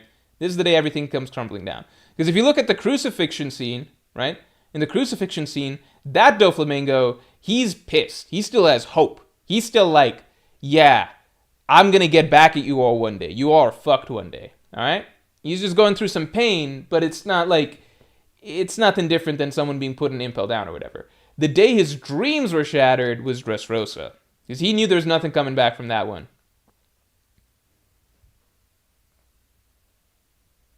New X722 says, disagree, Morge. Dofi is actually shown to have nightmares of that day where he was crucified. But that's not really a fair comparison, because Oda's not exactly going to show us Doflamingo he's not going to be cutting back to Doflamingo these days, showing us him having nightmares in Impel Down of the day he lost everything. You know, like, Oda's never going to show us that level of focus on his character again. So it's not really the same thing. All I know is he still had hope during that crucifixion scene. When he's being sent off to Impel Down, he's basically resigned. He's just like, well, I just fucking lost everything, you know? In the crucifixion scene, he's just like, fuck you guys, I'm gonna be back. When he's being sent off to Impel Down, he's just like, well, fuck. This is kind of fit for me. I don't even know why we're debating this. This is just like a silly thing to argue over. Yeah, interesting movement in the popularity polls. I guess I'm just surprised by some things. I think Mihawk and Roger are the two biggest surprises, and Uta are the biggest surprises for the new poll. I'd say some pleasant surprises, seeing Rock so high, seeing Loki high, that's nice. Perona is a big surprise to me just because she's just left Mihawk in the dust for some reason. For no reason that really, I just don't even, I will never understand that. Yeah, we should get to the episode. Let's get to the episode. Hold on.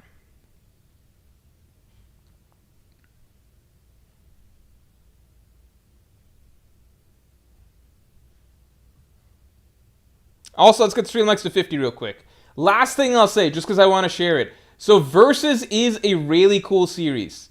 It's a series by One Punch Man. It is a slept-on series, I would say, right now. It's only 30 chapters, but they're, monthly, so it's like thick-ass chapters. All right, here's the concept. It's a very simple concept, all right? It's basically, so, how do I explain this? It's basically the ultimate, like the ultimate showdown of Ultimate Destiny, like that type of concept. Like, what if we just threw together all sorts of different concepts and universes and stuff like that and had them all fight? That's what Versus is. So basically, in this story, right, humans have been struggling against demons, okay? Humans have been struggling against demons, all right? It is a very short, simple pitch.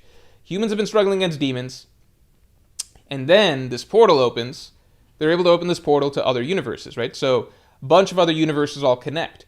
The thing is that humans in each universe are all struggling against a different concept. Okay, so it's basically 13 different dystopic scenarios, each tied to a single universe. Okay, so yeah, demons, that's one concept for one universe where mankind's struggling with them. But then another universe, their big problem is aliens, right? They can't deal with the aliens. Aliens are fucking up their world. Another universe, robots have taken over. Another universe, there's a plague or whatever. There's another universe where it's Titans, similar to Attack on Titan, right? Like, you're getting the idea. Like, so it's all these different concepts. So, like, all the classic sort of fantasy sci-fi concepts that you can traditionally think of, right? They're all in this story. And basically, in each one of the universes, humans can't deal with what they call their natural enemy, their natural predator, right? The thing that is fucking up their universe. And it's very robust, like the different versus enemies that you see, right? It's just all the classic archetypes, right? So their solution is basically, well, now that all of our universes have merged and everything has all been thrown into one big setting, the humans are like, well, none of us can solve any of these individual problems. So what if we just make all of our natural enemies fight each other? And what's begun to proceed is just like one of the most hilariously fun,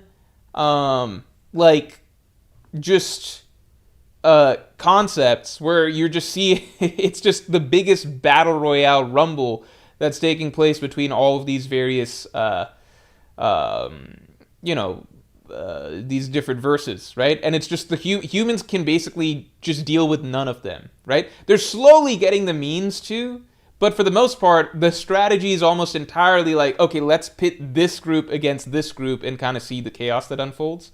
It's been a lot of fun. It's a silly read, much like, you know, a lot of, like, it's not any deeper than something like One Punch Man, but the plot has been a lot of fun. Yeah, Taptio like it versus is actually a great multiverse story. It is one of the most fun multiverse concepts that I can think of.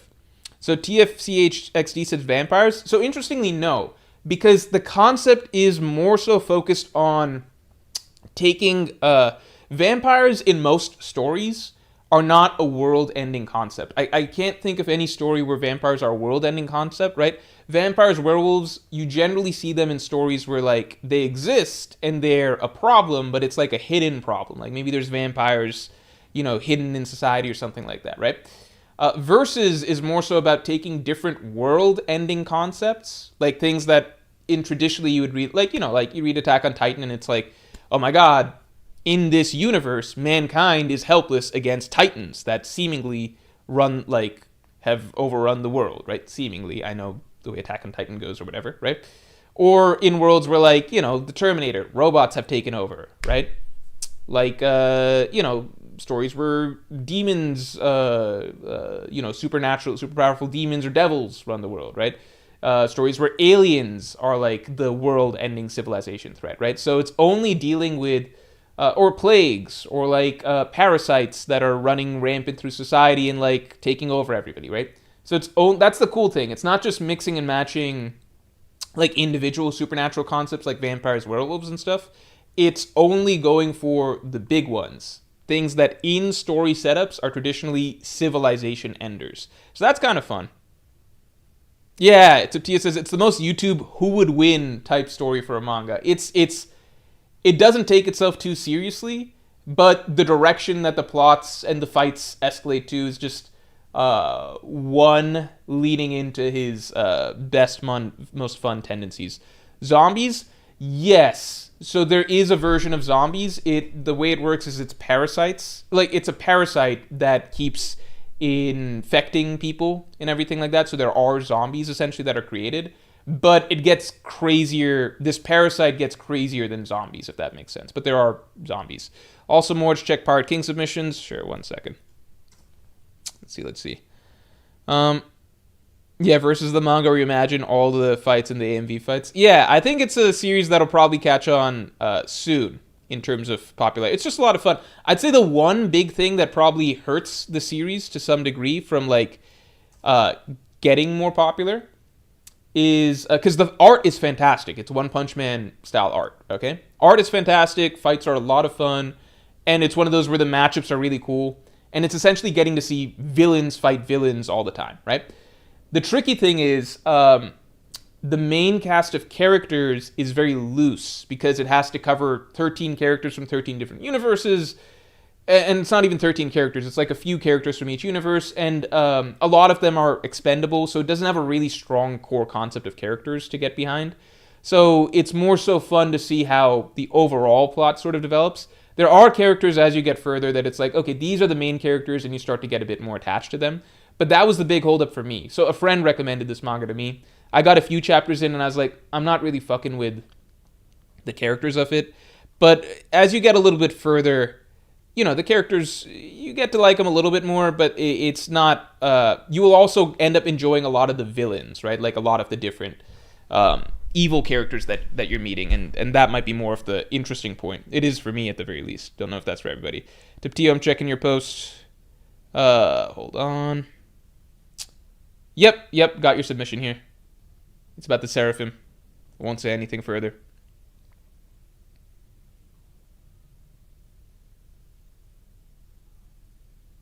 Yeah, the protagonists aren't the hook. The protagonists are not the hook. It's Murata art. I don't know if it's literally Murata doing it, but it's Murata caliber art. It feels remarkably similar. Versus manga artist.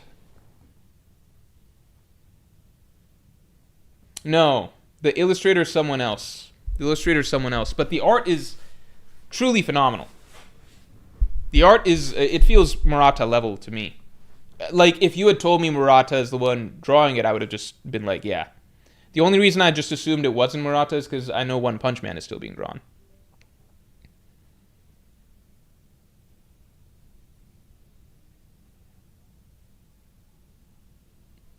I would also say if you give it a try, I want people to give it a try just because it's fun to talk about. It's just a silly battle series, but it does all the right things for a battle series, I would say. Some of the best Mort streams are those where we don't get into the topic. I'll show you, Ender. We'll get into the topic right now. But I personally agree. Oh, shit.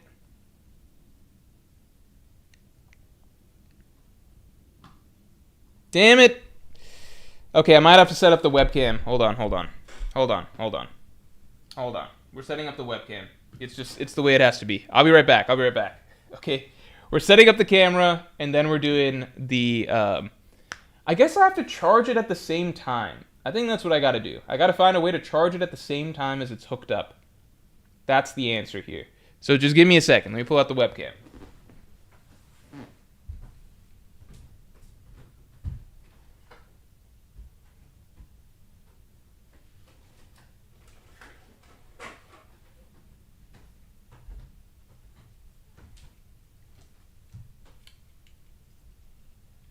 All right. We're going to be shifting back to old reliable here. All right. Shifting back to old reliable. Let's see if we can make this work. Prepare for the image quality to take a little bit of a dip.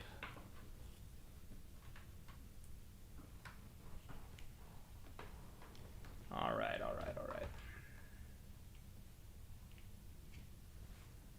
Oh man, I hope my... The fuck?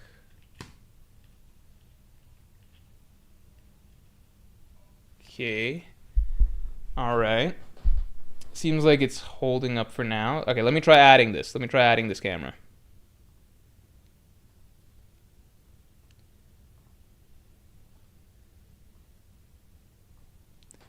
Alright.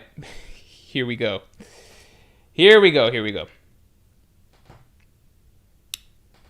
Yeah, I do look different in this camera. I do look very different in this camera. Alright, we're back.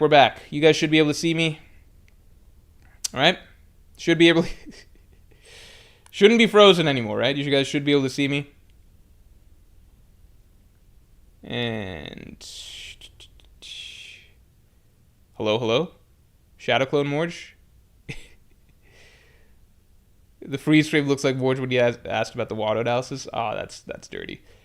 Can you guys see me now? Can I get some confirmations? Can I get some confirmations here? Morgeception? Alright, looks like we're good. Alright. Let's proceed before the stream gets any more derailed. Let's proceed. So let me pull this shit up. Here, I'll make this big for the moment.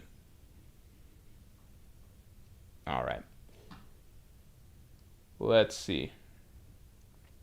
We have One Piece. Let me pull it up first before we do any setup.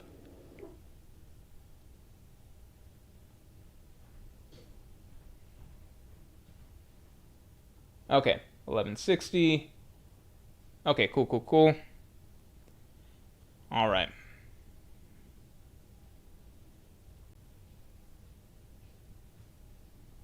Oh shit, let me add the camera. Hold on.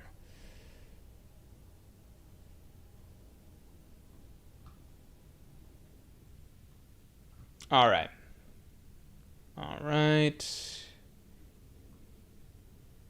We've almost got it.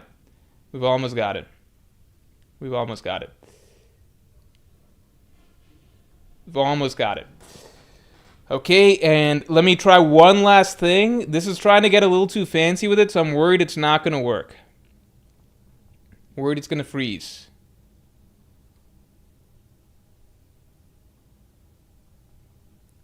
Okay, I think it worked. I think it might be working. Okay, it might be working. Hold on. Trust the process here.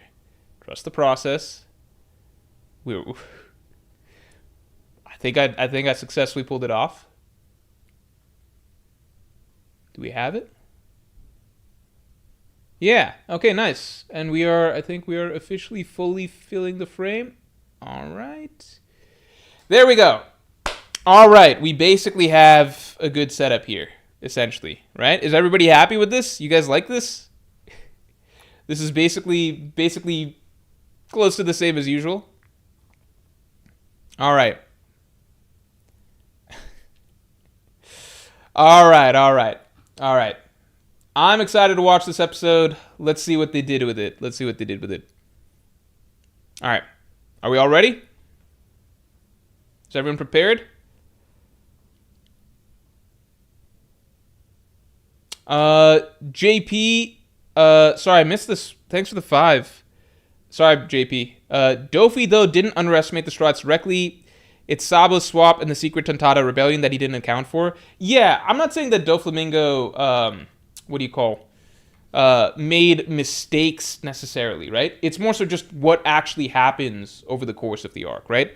Like, for example, let's say Alabasta began, right? So let's say Alabasta begins, and then the very first thing that happens is Ace just heads over to Crocodile's base in the first 5 chapters, and then just defeats Crocodile, and then the plot's resolved, right? Let's say that happens. If that happens, it's not like Crocodile made a mistake. He has no way of knowing that Ace is going to be around, that he's Luffy's brother, that he, that he might feel like going over to beat up Crocodile, right? So in this hypothetical, Crocodile doesn't do anything wrong, but he immediately gets fucked up in the arc, right?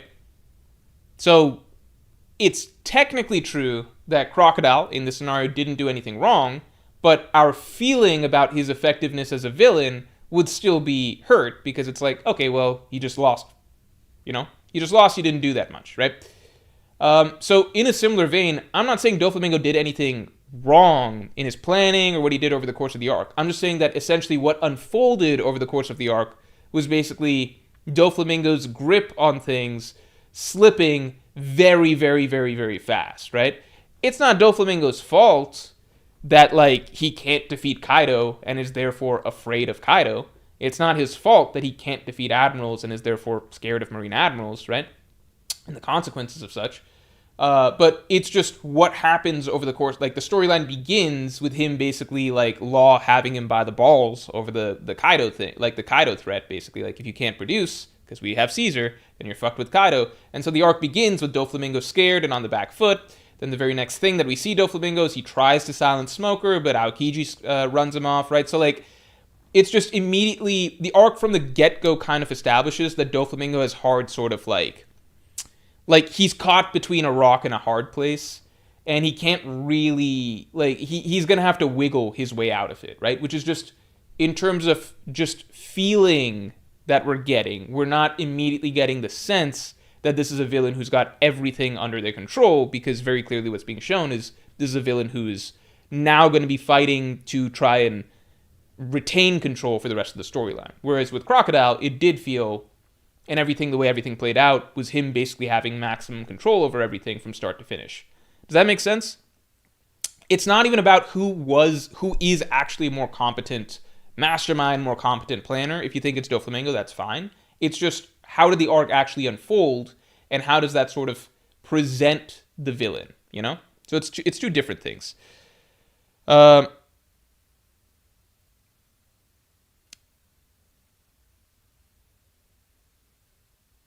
Doflamingo was more the underdog than the Strats. Yeah, I think it also didn't help that in the Dressrosa arc, because Oda usually doesn't do this. Usually in most storylines, the strongest character on the island, the 2 strongest characters on the island are, at least by the conclusion, the 2 strongest characters on the island are Luffy and the villain, right? Oda likes to keep things kind of simple like that, more dramatic, it also sets things up such that only Luffy can beat the villain, You could argue in some early storylines like East Blue, the 2 strongest might be Luffy and Zoro, depending on how you rate Zoro in these encounters or whatever. But for most One Piece arcs from Grand Line onwards, the two strongest characters in every arc are Luffy and the villain, right? Hence, only Luffy can defeat the villain, right? Alabasta, same thing. You could argue in Alabasta, Ace was obviously in Alabasta, but he leaves first thing in the arc. Like, that's the first event is Ace leaving, right? So he's not actually a force on the arc. Even Smoker, the other character who would be the quote-unquote stronger than Luffy character, he also exits the arc, before we actually get to the main stuff, right? He leaves to go get some evidence about rain powder, dance powder, or whatever, right? So, ultimately, Crocodile is, like, the big threat, right? It's the same for most One Piece arcs, right? Like, you just Skypiea, Thriller Bark, most One Piece arcs, it's like with big scary villains, like obviously Wano, right? End of story. Kaido and Luffy, the two strongest characters, right? I guess Big Mom. But Big Mom wasn't stronger than Kaido, right? Usually, if there's anyone stronger than the villain, I guess I'm getting at, that's the more important thing. If there's anyone stronger than the villain in most arcs, it's Luffy, or it's a character that's just completely separate from the plot that maybe makes a brief appearance but then leaves, right? So that helps kind of keep villain threat up. Dressrosa was the rare arc where there are multiple characters around who are clearly stronger than Doflamingo from the beginning. And actually the arc, even before the arc gets rolling, we are given significant reminders that Kaido is stronger than him and will beat him up if he doesn't do what he's supposed to do. And Doflamingo's arc begins with an L to Aokiji. It's not a complete L, like Doflamingo could have kept fighting if he wanted, but it's clearly shown that he's outclassed, right? So it's kind of rare that you start the story with your big villain being immediately being like big brothered by somebody else. At least in One Piece arcs, that's rare. So Doflamingo didn't have like the best, and it kind of just continues on from there, where like then we get to the arc and it's like there's a bigger dog than Doflamingo on the island in Fujitora. Fujitora's traveling around there, right? And then fucking Sabo shows up shortly afterwards, right? So as we progress, there's like multiple characters that are in there that are consistently being shown as above Doflamingo, right? It's kind of just circumstances end up coming together such that Luffy's the only one in the right situation to defeat him. But it's just another, like, it's a lot of soft things, It's a lot of soft things that just make Crocodile have, like, in my opinion, a bit different of a feel than Doflamingo in Dressrosa. There's one last thing I would add, which is a little bit controversial. This is a take that would, if you go back in time to when Dressrosa was coming out weekly, this was a take that some people thought had merit, but now most people don't. There was even an argument that Burgess might be stronger than Doflamingo, because people didn't know back then. Because all we kind of saw, but Burgess was introduced as like the first division commander of the Blackbeard Pirates, I think first or second or whatever. A lot of people thought that, because people didn't know how strong the Blackbeard Pirates had gotten post time skip. So, and Burgess was doing some crazy stuff like just shooting cannons out of his elbow that were blowing up the Coliseum, right? So people kind of viewed Burgess as like people assumed that Burgess was one of Blackbeard's big three commanders. So I think like back then people were like, is Burgess as strong as like Jozu, stuff like that? We didn't have a good way to judge at that point in time. So there was even this like outside shot argument that like Doflamingo might not even be top 3 on Dressrosa itself. And look, that's not a take that people would have nowadays, but you got to understand our knowledge was more limited back then, right? Like at that point in time, we were all going off Marineford scaling, so we knew that characters like Marco, Jozu, Vista, these are crazy strong characters that are like can hold up fine against admirals, is what Marineford showed us, right?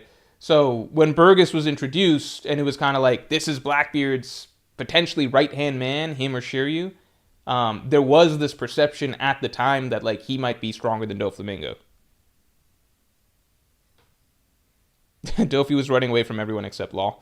Yeah, so like, again, so if you go by the perception during that period of time, right, like just our knowledge base back then, right, so the arc begins with Doflamingo shitting his pants about Kaido, then Doflamingo getting casually run off by an admiral, right? So like it's already shaky ground. Like it's already clear that there's much bigger fish in the ocean than Doflamingo, right?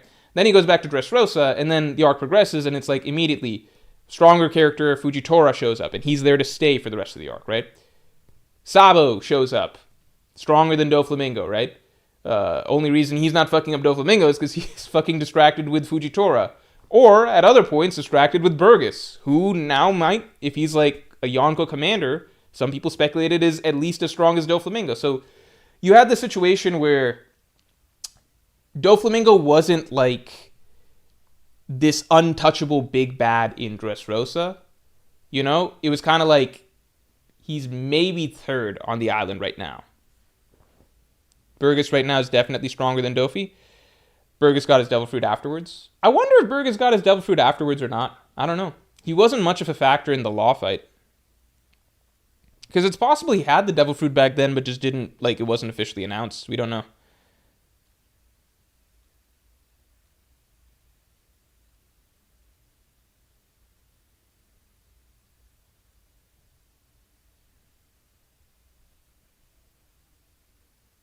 It doesn't help that one of our first showcases of Doflamingo was him running away from Kuzan.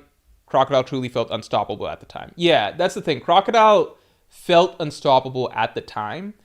And a big part of it was, one, it was just relative to the characters that were there, you know? It was relative to who's there, right? And two, it was Crocodile, the gap between Crocodile and Luffy was illustrated a lot more. Crocodile was the first character that Oda was really using to showcase like Luffy was just completely out of his league, right? And like that's why Luffy got like the first defeat to Crocodile was the first time in the story Luffy got truly brutally defeated and like brutally shown his place. That had not happened before, so that had a huge impact. And then Crocodile did it again, which was really crazy, right? Doflamingo is shown to be like well above Law on multiple occasions in Dressrosa, but in his first fight with Luffy, it's very quick. It like happens right before the birdcage. It's very quick, and like it's clear Luffy doesn't really go all out. It's kind of like Doflamingo just like pushes him off and then starts the birdcage, right? And then for the rest of the arc, if you were weekly at the time, you might remember like there was lots of speculation like how are they going to beat Doflamingo? Everyone was like, oh, it's going to take Luffy and Law together. But there was also a strong faction that was like, but Luffy hasn't gone all out. So Gear 4th was a theory before Gear 4th was even shown. So Doflamingo and Crocodile had kind of different roles in the sense of like what they were supposed to be timeline-wise. Crocodile was supposed to really dishearten Luffy in a sense and like first show him the true big wall that he had in the Grand Line and just show him the gap in difference. Doflamingo was the opposite in that Doflamingo was supposed to be Luffy's big sort of like debut of his abilities in the New World and kind of finally flexing everything that he had learned since the time skip. So Doflamingo was always kind of doomed in that situation, right? He was always set up to basically be Luffy's moment to finally showcase, like, to stop holding back, if that makes sense. And Oda still did Doflamingo well. Like, he gave him a lot of excuses, like Doflamingo was injured and stuff like that. And Luffy still needed help from townspeople to get around, while his time limit went up. So I'm not saying, like, Luffy did him like Bluno or anything like that, but it's just their positioning was very different, you know?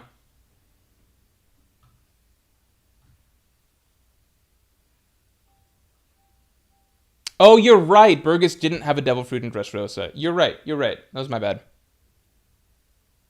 That was very stupid of me. That was the whole reason he was there. Miss Super from Moonky? My bad. Hold on. Oda said he sees... Moonky, thanks for the 5. Oda said he sees Shanks in himself and that Luffy is his ideal child. So if you see it as Uta referencing Oda's daughter, the movie story hit harder. But Oda didn't even write the movie. He created the design and the concept, but I don't think Film Red is written by Oda. He gave them some ideas, like the Demon King idea, but I don't think the whole plot is written by him, from what I remember.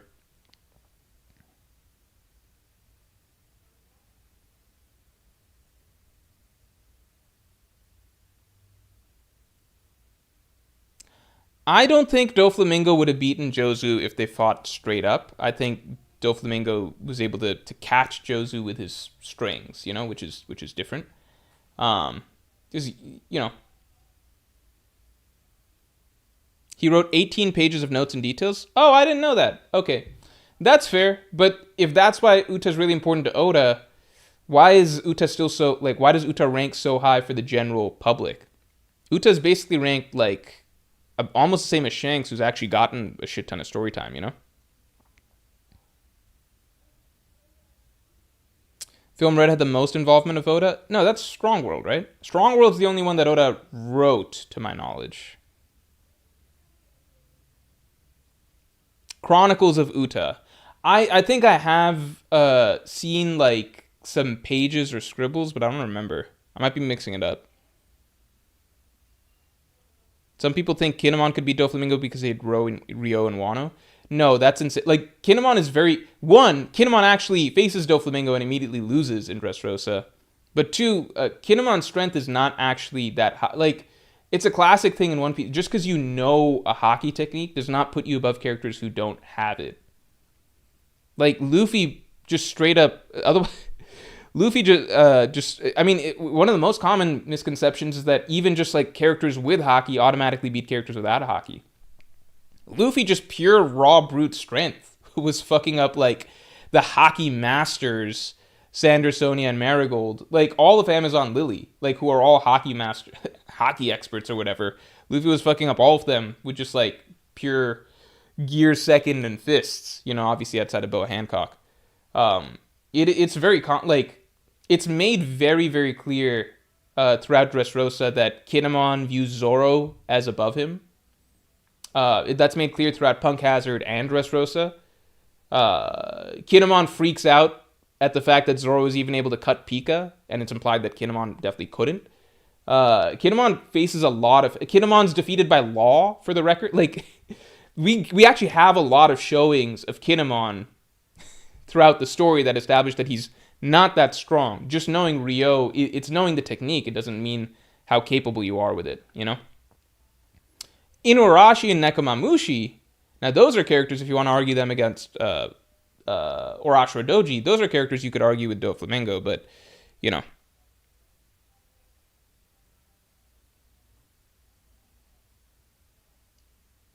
put it this way, even the old shriveled version of Hyogoro could use Ryo.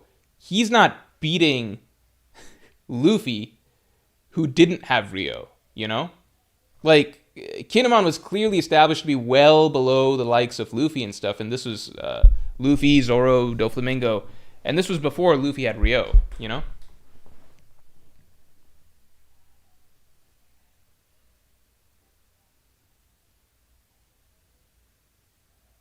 Technically, Dressrosa Zoro is one Enma removed from scarring Kaido. Yeah, but the Enma is what most people view Enma as being the thing that allowed Zoro to start using Ryo in the first place himself. Ashura, Kyoshiro, Neko, and Inu would whoop Doflamingo. I think it'd be a good fight. I think if you gave Nekomamushi and Inuarashi Sulong, I think that they beat Doflamingo. Alright, we should get into it. Right? Let's get into it. Ashura Doji died to a firecracker. He ain't doing shit to Dofi. Yeah, I personally don't quite think that they beat Doflamingo. Because I think it's implied that Ashura Doji, Inuarashi... it's made pretty clear. Ashura Doji, Inuarashi, and Nekomamushi are all about equal to one another. They are all slightly below Jack, it seems like. But if Inuarashi and Nekomamushi are using Sulong, then they're now tied with or better than Jack. Okay, so that's kind of how it goes. It depends on how you view Doflamingo. How well does he scale to someone like Jack, right? And then that splits into debates of the only real point of comparison is Cracker. That's a third commander, But then the question is, okay, is Cracker stronger than Jack?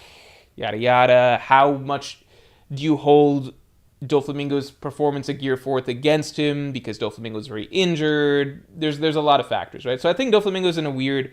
I personally view Doflamingo in this weird gray area where it's like, it's clear that Oda is not trying to portray him as comparable to characters like Katakuri. Like, it's clear that Katakuri is meant to be a step up from someone like Doflamingo, right? But then it's also unclear where was is Doflamingo below the likes of Cracker, or is he comparable because Doflamingo was very handicapped in his fight, or maybe he's even slightly better? Like, there's a nice little range to, like, if he was on a Yonko's crew, I imagine he would be at least like a third commander or something like that. You know? Yeah, some people are like Doflamingo greater than Kurukami and Jimisu's Doflamingo greater than Queen. I think you could, like, if depending on how much you weight his handicaps in Dressrosa, Doflamingo is anywhere from like the bottom of third commanders to potentially comparable to second commanders. You know, he's just not on par with characters like Katakuri and Up, who are first mates. Hey, Chad, has Morge watched the episode yet? No, I'm about to. We're starting. Dofi looked way better against Sanji than Queen. Yeah, I mean, you could argue that's Oda just being a little inconsistent. Like, once Queen got, I think, a little bit serious, he kind of had Sanji pretty much taken care of pretty fast. So it depends on how you view it, you know? And then Queen didn't really start using all the Germa abilities till later in the fight. Before, Queen was kind of just fighting, just using some brute strength. And even, I think once Queen started fighting a little bit more seriously, it was clear that there was a big gap. It's sort of like, if you look at Zoro versus King, at the start of the Zoro versus King fight, it looks like Zoro is doing kind of even against King. But then as soon as it gets even like mildly serious, then King starts really completely destroying Zoro, right? So I wouldn't view that as too indicative. Like, I would agree, Doflamingo took care of Sanji faster than Queen did, but Doflamingo was also, one, very much in a hurry, like an extreme hurry, and two, once Queen actually started trying, it was about the same result, you know? All right, continuing on.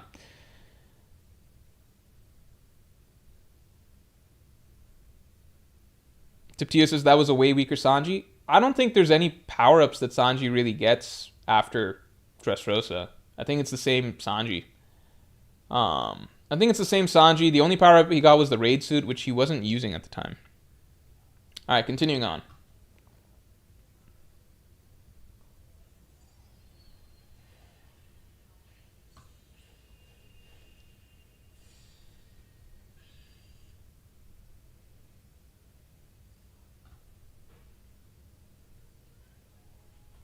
Skip the intro.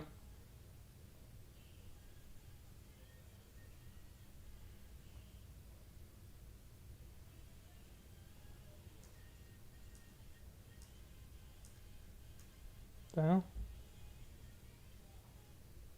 All right.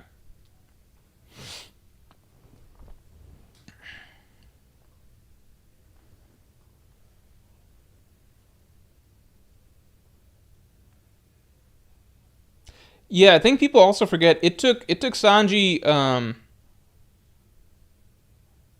it took Sanji 2 power-ups to get stronger than Queen. First the exoskeleton, and then Ifrit Jambe. Because even when Tiptio mentioned he didn't lose to Sanji until he activated Diablo Jambe. Yeah, even when Sanji got the exoskeleton, then Queen responded by using more of his Germa abilities, and then he kind of actually, he arguably was about even or had the advantage against Sanji again, and then Sanji got Ifrit Jambe. Yeah, the stream topic? Yeah, Ender, sorry. FPS King Gaming, Morge, I don't watch you regularly anymore because I don't fuck with One Piece, but it's good to see you're doing great. Keep up the good work. Thanks, man. Thanks also for the long time support, viewing, and everything. Thank you.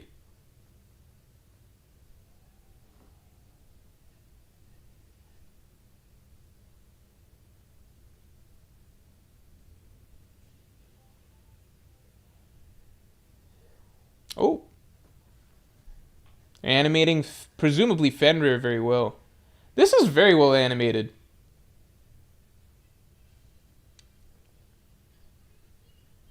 Oh, can anyone tell me, should I watch Witch Hat Atelier? They haven't even made it out of Elbaf or out of Legoland yet? What did they even end or I guess it's probably showing the end of last episode, I would imagine. Yeah, nice to see you drop in again, man.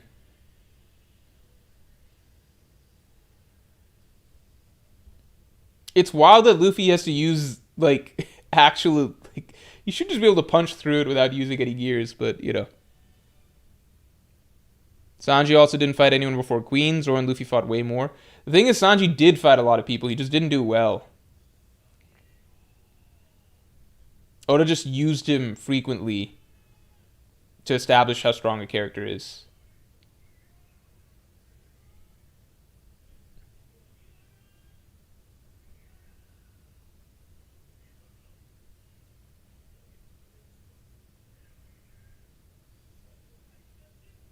I heard it's fucking beautiful. Yes, please watch it. The best animation out right now. Alright, we'll watch that.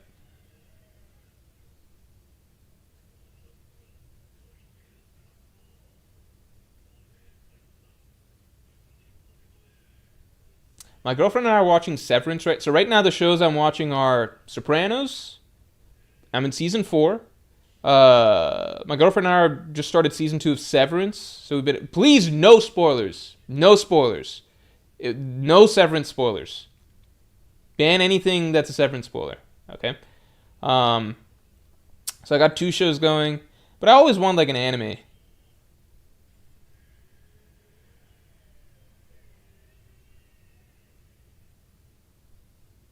It's always nice to have just some animated. Because the thing is, you know what's crazy? So watching like normal live action shows again, like The Sopranos, like Severance, a single episode, it just takes up so much time. It's crazy.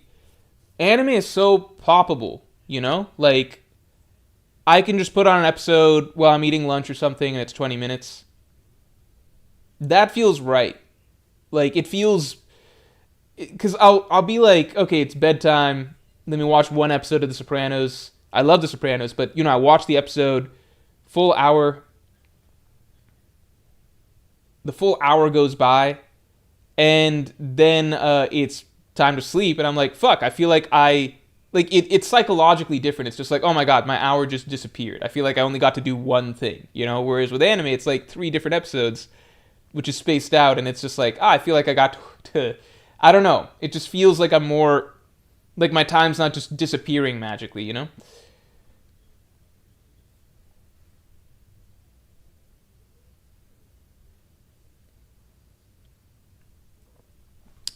You know, so one thing I've been really liking with Elbaf is just the added Frankie stuff. This was a nice little reminder that they gave Frankie some additional speaking time or whatever. Does anyone want to guess my favorite era of the Straw Hats? Like when I personally felt like the Straw Hats were perfect as a group. When I personally felt the Straw Hats were perfect as a group. It was Water 7, Ennis Lobby. At the end of that. The part where the Straw Hats are leaving Water 7 Ennis Lobby and we're just cutting around through the ship and, you know, you've got Luffy, Usopp having fun with the aquarium, Chopper in his new, you know, doctor's room, Robin and Frankie lounging, all like that whole section, for me, that was perfect Straw Hat. Like, I loved all the members of the group. I will always say, I like Brook Moore a lot as a character now. It's taken me some time. But I will always maintain that I think Brook is the tipping point where I feel like the crew started getting more members than it needed. Not because any individual new addition was bad, but because it was now starting to become a bloated cast of characters where we might get less focus on each individual character. So Frankie holds a special... like, how I viewed the crew back then, like, Frankie was, like, the last Straw Hat that was added to the crew that I was really endeared to right from the arc itself, from Ennis Lobby itself, you know? The others, Brook, Jinbei, I was kind of against them initially, and it's taken me some time to get used to them, you know? Yeah, and I loved Frankie as a character. Like, keep in mind, so like, funny story. So, um, I was in the middle of Water 7 Ennis Lobby watching that when I was in 6th grade. Okay, 6th grade, went on vacation with my family. We went to Spain. Really nice trip. Probably my favorite childhood vacation. So my family went to Spain. We also met with it was my family and extended family or whatever, okay? So I'm in the middle of watching Water 7 Ennis Lobby, and then we go to Spain. I'm obviously not watching while we're there. I don't have access to a laptop or anything, right? But during this point in time, imagine young Morge, the Frankie doing the super pose. So no joke whatsoever. Imagine young me in 6th grade. I think 11 years old at this point. So I'm 11. I'm 11 years old. Okay. Throughout the Spain trip, I would do the super pose a lot. I don't remember, and I thought it was the funniest thing. And I was like, they don't even know how cool this is, what I'm doing right now. I knew it wasn't actually cool. I knew it was just like a goofy thing, but I had fun doing it. So I still remember, like, I remember being in like a nice, like, kind of like archaeological area of Spain. I don't remember exactly what it was, but like, it was a nice sightseeing thing or something. Like I don't think it was ruins exactly, because it wasn't ruins. It was just like a nice older part or something. And then I remember like I climbed up some steps or something, and then I was doing the super pose, hoping that my family would see me. That's what I remember during that time. So I loved Frankie. I absolutely loved Frankie. He slowly became just a caricature of himself. But I feel like Elbaf is potentially bringing him back.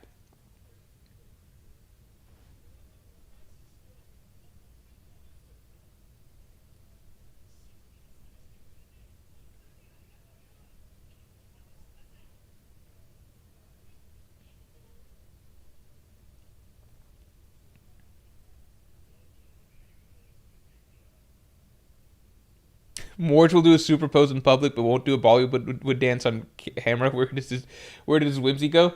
I was 11. Now I am 30. There are a lot of things that I did back then that I wouldn't feel the same about doing today. Tio Trevisa, thanks for the 2-man. More, did you see the animation of Kagurabachi I sent you? Oh, I think I watched, it was the fight, right? Was it the 12 seconds fight? Or 7 seconds, whatever it was? 12 seconds, right? Let me check it again. Because when I saw what the clip was, I was like, I'm going to watch this later. Because I opened the email just to see what it was, because I was doing stuff at the time. And then I saw that it's a fight. And I was like, okay, this is probably cool. Let me watch this later.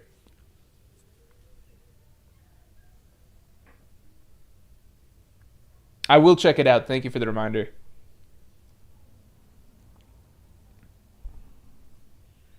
The more I think about it, I think that, because that fight probably happens, it's 12 seconds, right?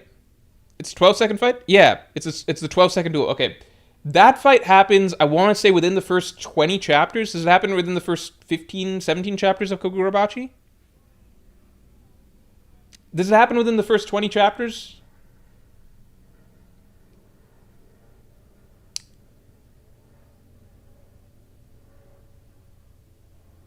Yeah, okay. I might be wrong on this, but see if you guys agree with me. People who have read Kagurabachi and obviously other series. Is that the best? Would you guys say that that's the best early fight in any weekly shonen manga? Like, best early fight. Like, you know what I mean? Like, best, like, early fight. You know? Like, that's the first. Like, it happens very early on, right? First 20, yeah, but chapter 18? Yeah, so within 20 chapters, is there any series that has, like, a fight that good within the first 20 chapters? Tiptia says, as Kagurabachi Day 1 fan, I would say so. I think, because Undead Unluck has a good one, actually. A pretty good one. Surprisingly, like, a very good one, I'd say. But I'd say the 12 seconds is still better. I'm talking about the spoil fight.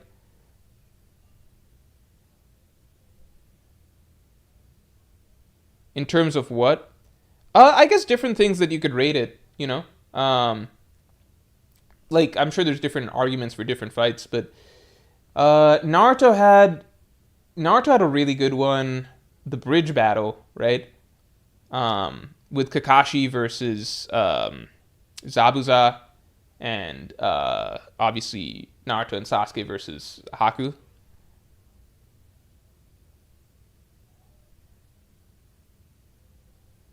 I haven't finished Undead Unluck. I should finish it at some point. I'd say Naruto, yeah. Maybe Jujutsu Kaisen or solo leveling? No, solo leveling doesn't have any fights that are that good till some time. And Jujutsu Kaisen, I think, also doesn't have like a great fight till. I feel like Jujutsu Kaisen's first really cool fight is Gojo versus Jogo. And I don't even know if that's like. I'd say the 12-second fight is still cooler. That's like a really cool flex fight for Gojo.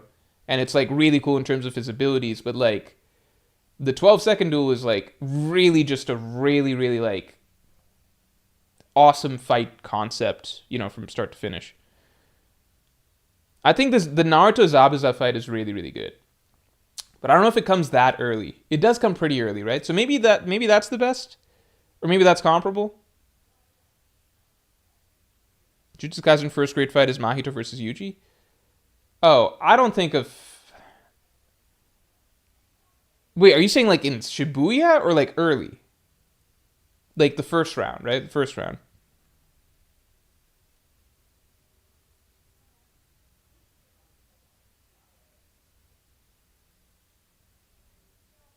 Rurouni Kenshin started quite strong. I haven't read Rurouni. I've read a few chapters of Rurouni Kenshin, but not the full thing. Yeah, Undead Unluck has like a low key very good fight early on. It's just forgettable. I think it's like against Unmove or something like that, and then the spoil fight is very good. Spoil fight is good. Toriko. I haven't read Toriko. So that's okay. So those are some examples. Guess my ignorance is showing there. First round with Nanami. Yeah, that's a good fight. That's a fun one to rewatch.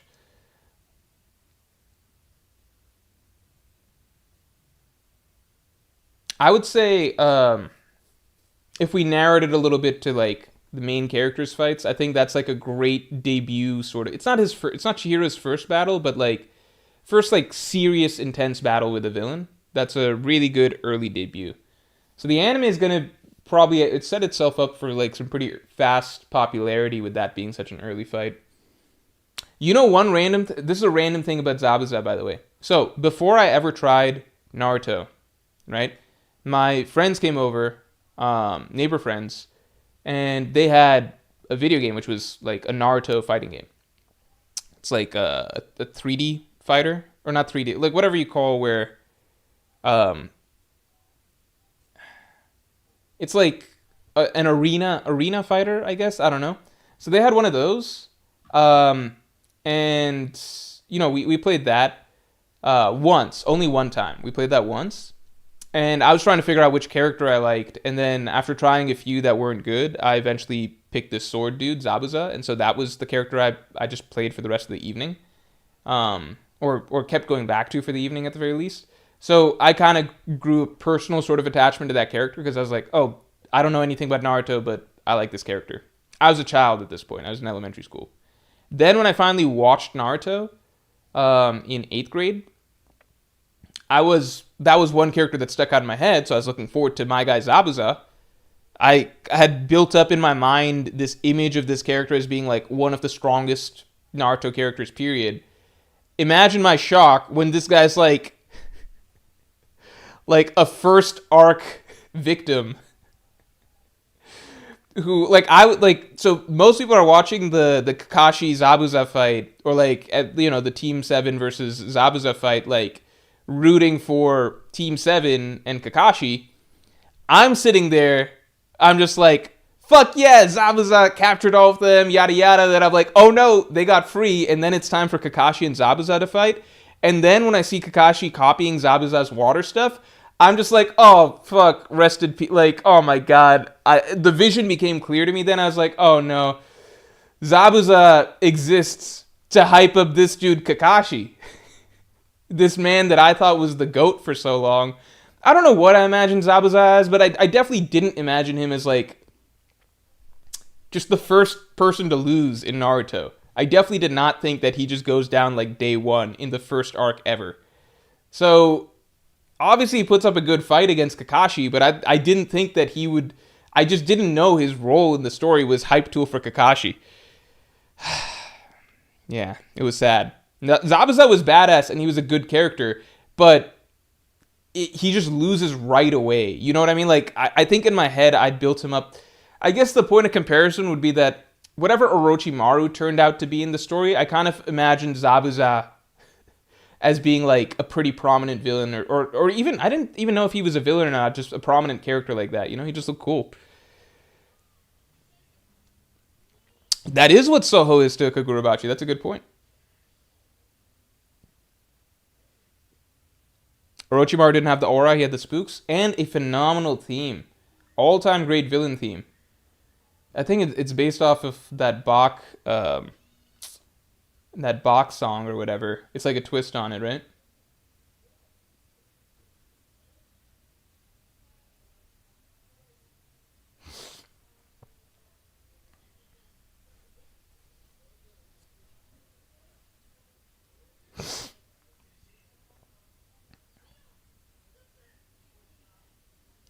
I saw someone, or maybe it was in stream, but somebody pointed out that in recent arcs, Oda has kind of started designing the Straw Hats outfits. Like Wano, Egghead, uh, what is it? Wano, Egghead, Elbaf. He's been designing the Straw Hats outfits with them basically just wearing like Power Rangers type, like they tend to wear their signature color to some degree. So like Luffy gets dressed in red, Zoro gets dressed in green, Sanji gets dressed in blue, and that's been consistent across Wano, Egghead, and Elbaf. And ever since that was pointed out, I can't stop thinking about it because I'm like, that is true, and that's, I don't know. Even though if those are the signature colors, the outfits used to be a bit more varied in color scheme before.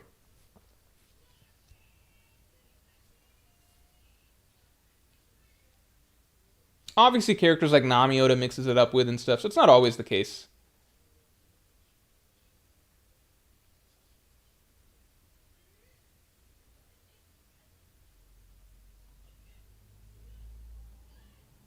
I always thought this bridge was very cool. I just like the look a lot. Nice animation for the bridge. It's so easy to forget how big Elbaf actually is, like the scale of everything here.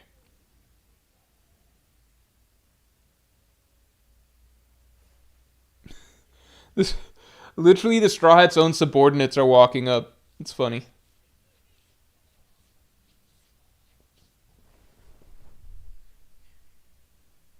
I think Oda missed drawing Germa 66. Yeah, people have described it as like the Straw Hats having Power Ranger colors as of late.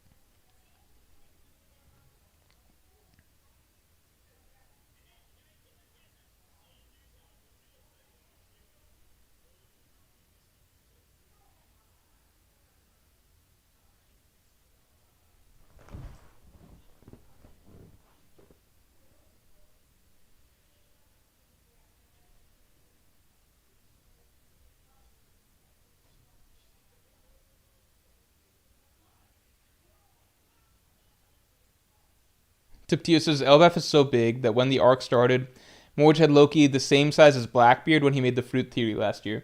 So fun fact for you might notice if you go back through the thumbnails, um, it's just the way it has to be. We always have the thumbnail artist scale Loki down. So Loki just always looks like he's normal size. Let me check one thing real quick.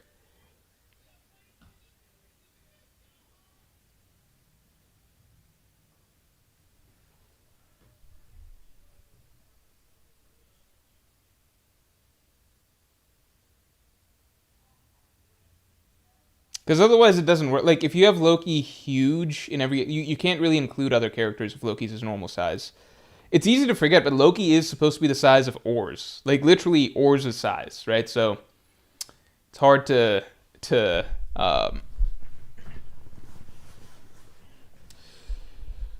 hard to actually draw him in thumbnails with anybody else unless you shrink him.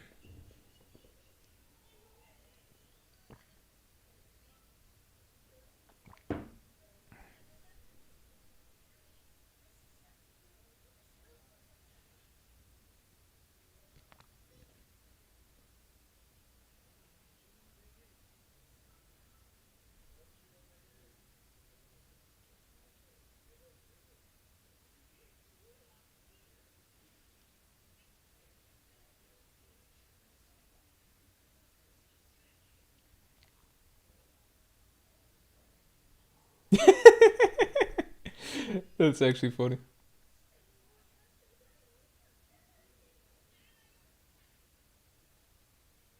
Morge, Andrew, you know me too well. Morge tempted to speed up the episode to 2x. I legitimately... Oh, shit. Okay, hold on. Whoa. That's cool. Like how they're doing that. Oh my god. Let me tune in.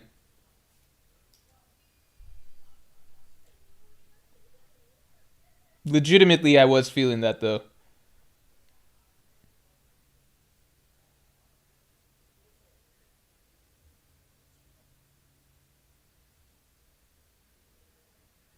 That is cool of the anime to do it like that. I like that.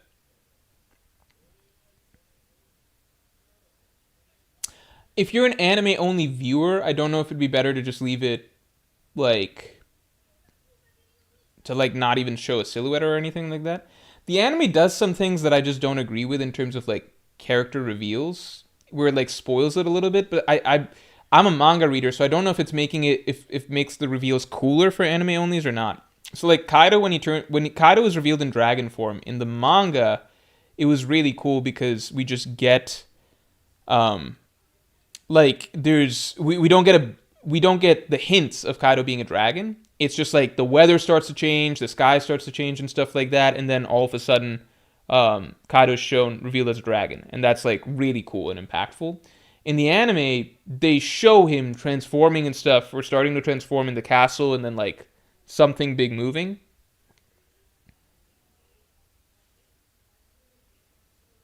And then that leads up to revealing him as a dragon. I don't know if that's better or not. I personally think the shock factor of the manga was better, but anime viewers still really like it, so it's hard to say.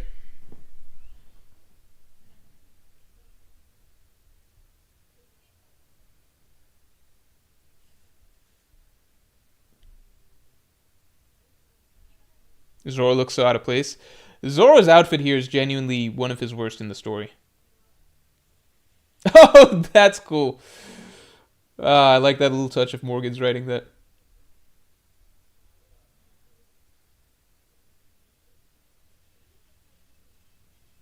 Genuinely insane that Oda introduced like the concept of inflation, which completely destroys all like it genuinely the concept of inflation literally nukes the entire whatever little consistency there was with bounties up till now.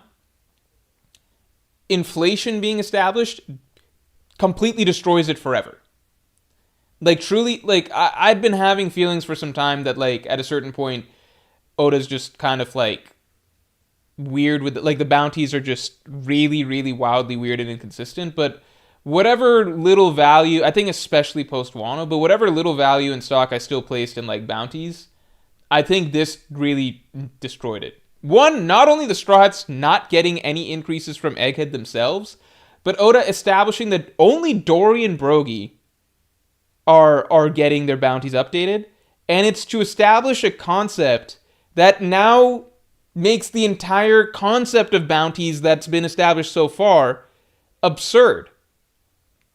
The moment you establish inflation, it implies that Robin's bounty actually depreciated over time.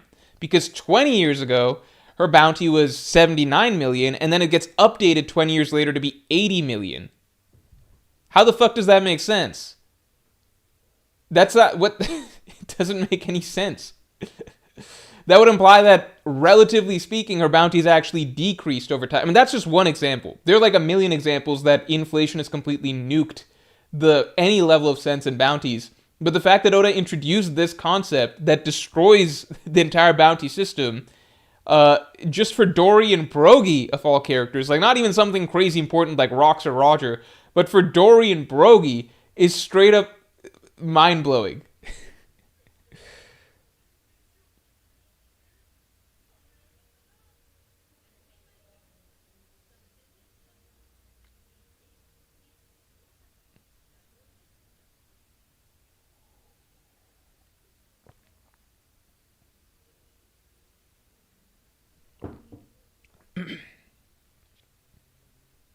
I don't even care about the scale. Like a factor over 26 over 100 years. I don't even mind the scale. Oda could have said the scale is 5x, 4x, whatever. The moment he established that he is actually trying to think about inflation with doing bounties, it immediately stop. It makes everything stop making sense because the scale doesn't even matter as much at that point, as the simple fact that there's now no consistency. Brooks' bounty doesn't make any sense. Robin's bounty doesn't make any sense. Roger and Whitebeard's bounties from their time don't make any sense. Like nothing makes sense anymore. Period. It just it all it throws too many things out of whack.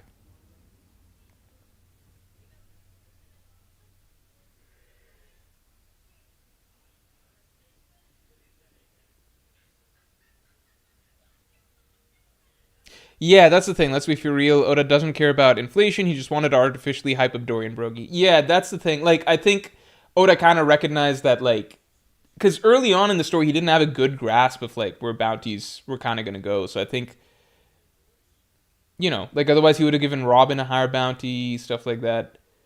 So I think there's more just him wanting to adjust them to what he would give them today. But he should have just come up, he should have just said that, instead of just instead of introducing the concept of inflation.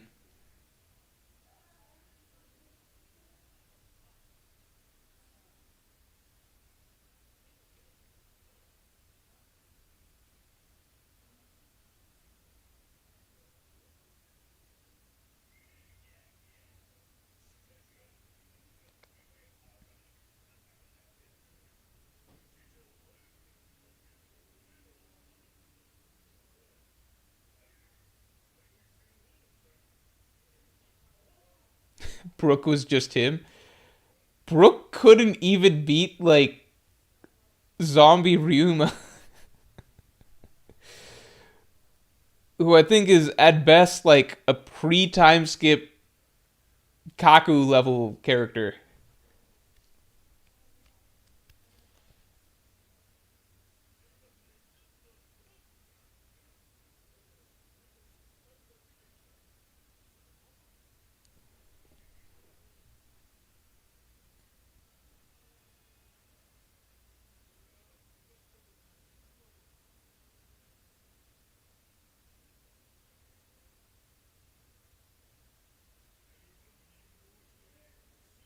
All right.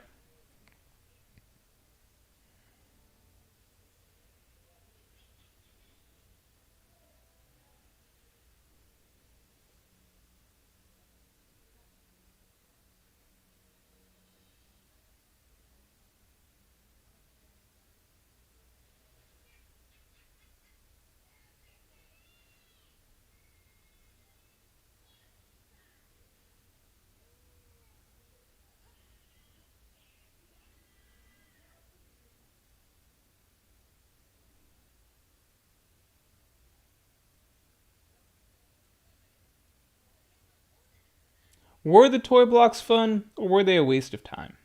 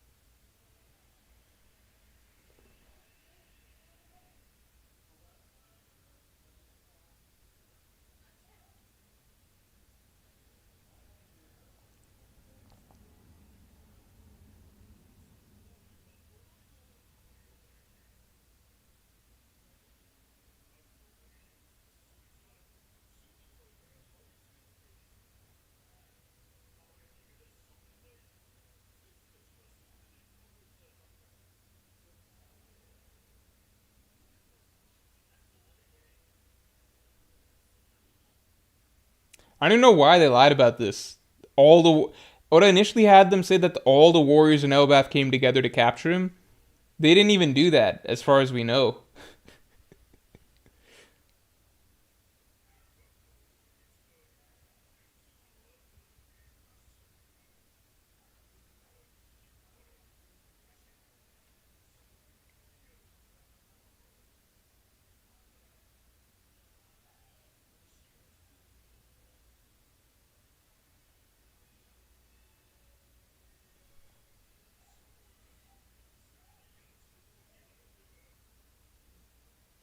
Oh shit.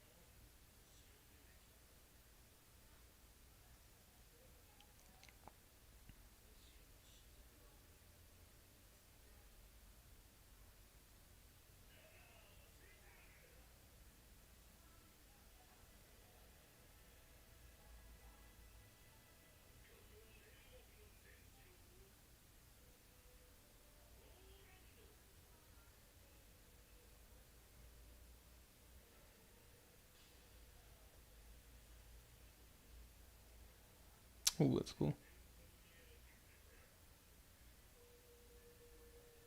Oh shit, the sword looks sick.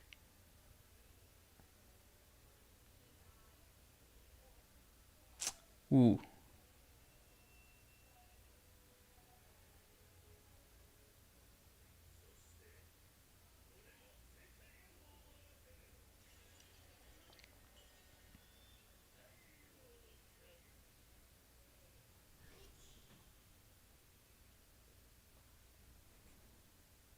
Okay.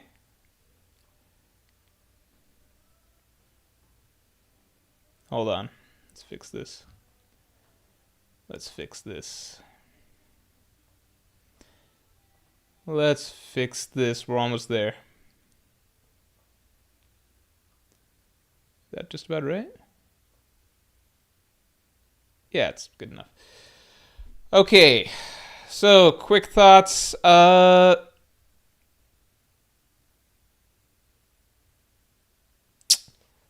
think it was cool. I think it was good. I think I much preferred. I don't know. Hmm.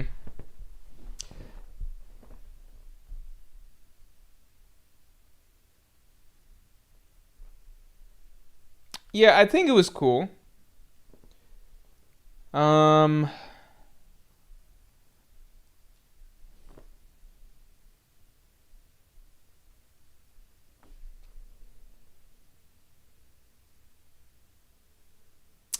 Yeah, I mean they did it well. I was gonna say like Kaido's introduction was done better in the anime, but Kaido's introduction was also better in the manga. You know, Loki's got a great introduction.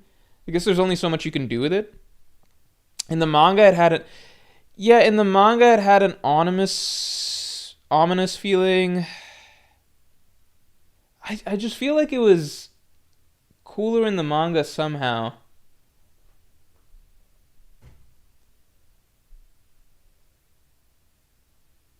I don't think this was a bad episode. I don't think they did a bad job, but it's one of those where like some indescribable quality is lacking that really makes it feel great, but it's cool. Yeah, it's cool.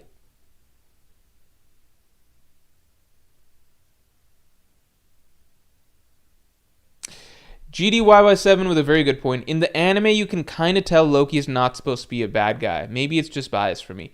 I kind of got that vibe as well, because he seems a little bit more genuinely friendly here. And Luffy, and like part of it's the tone from Luffy like traveling through the forest is a little upbeat. In the manga, it did feel early on like Loki is like from his initial chapter, right? The following chapter made it seem like Loki's maybe not going to be a villain or it's complicated. But the initial chapter did make it seem like Loki is going to be a villain. People just weren't sold that he's going to be the main villain of Elbaf because, you know, he's starting the story fucking tied up with no crew or anything like that, right? But in the manga, like, there was so much discussion, like, who's going to be the one to defeat Loki. Like, that was, like, a big talk after Loki was introduced. I hopped on that train. I did a video of, like, which the most likely characters who are going to be the ones to defeat Loki. It was generally accepted right off the bat that, okay, Loki, clearly really, really strong bad guy that's going to be defeated this arc. But is he the main villain? Most people were like, it doesn't seem like the main villain. Then the next chapter, he and Luffy were kind of more buddy-buddy. So then it started, until Loki pissed him off about Shanks. So then people were kind of like, okay, maybe we don't really know what Loki's story is going to be here necessarily.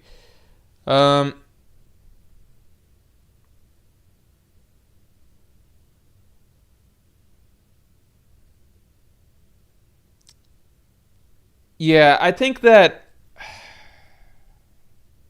because that was during the manga, we thought Loki was a villain. Yeah, I would like to see reactions from anime onlys, I think. Because I'm too, like, we have too much knowledge to be unbiased. But I think my feeling here is that Loki's being shown as strong, but not as potentially like, not as truly evil as, like, or like, dark or scary as, like, the manga is trying to portray. Like, it does seem like a little bit of a friendly encounter.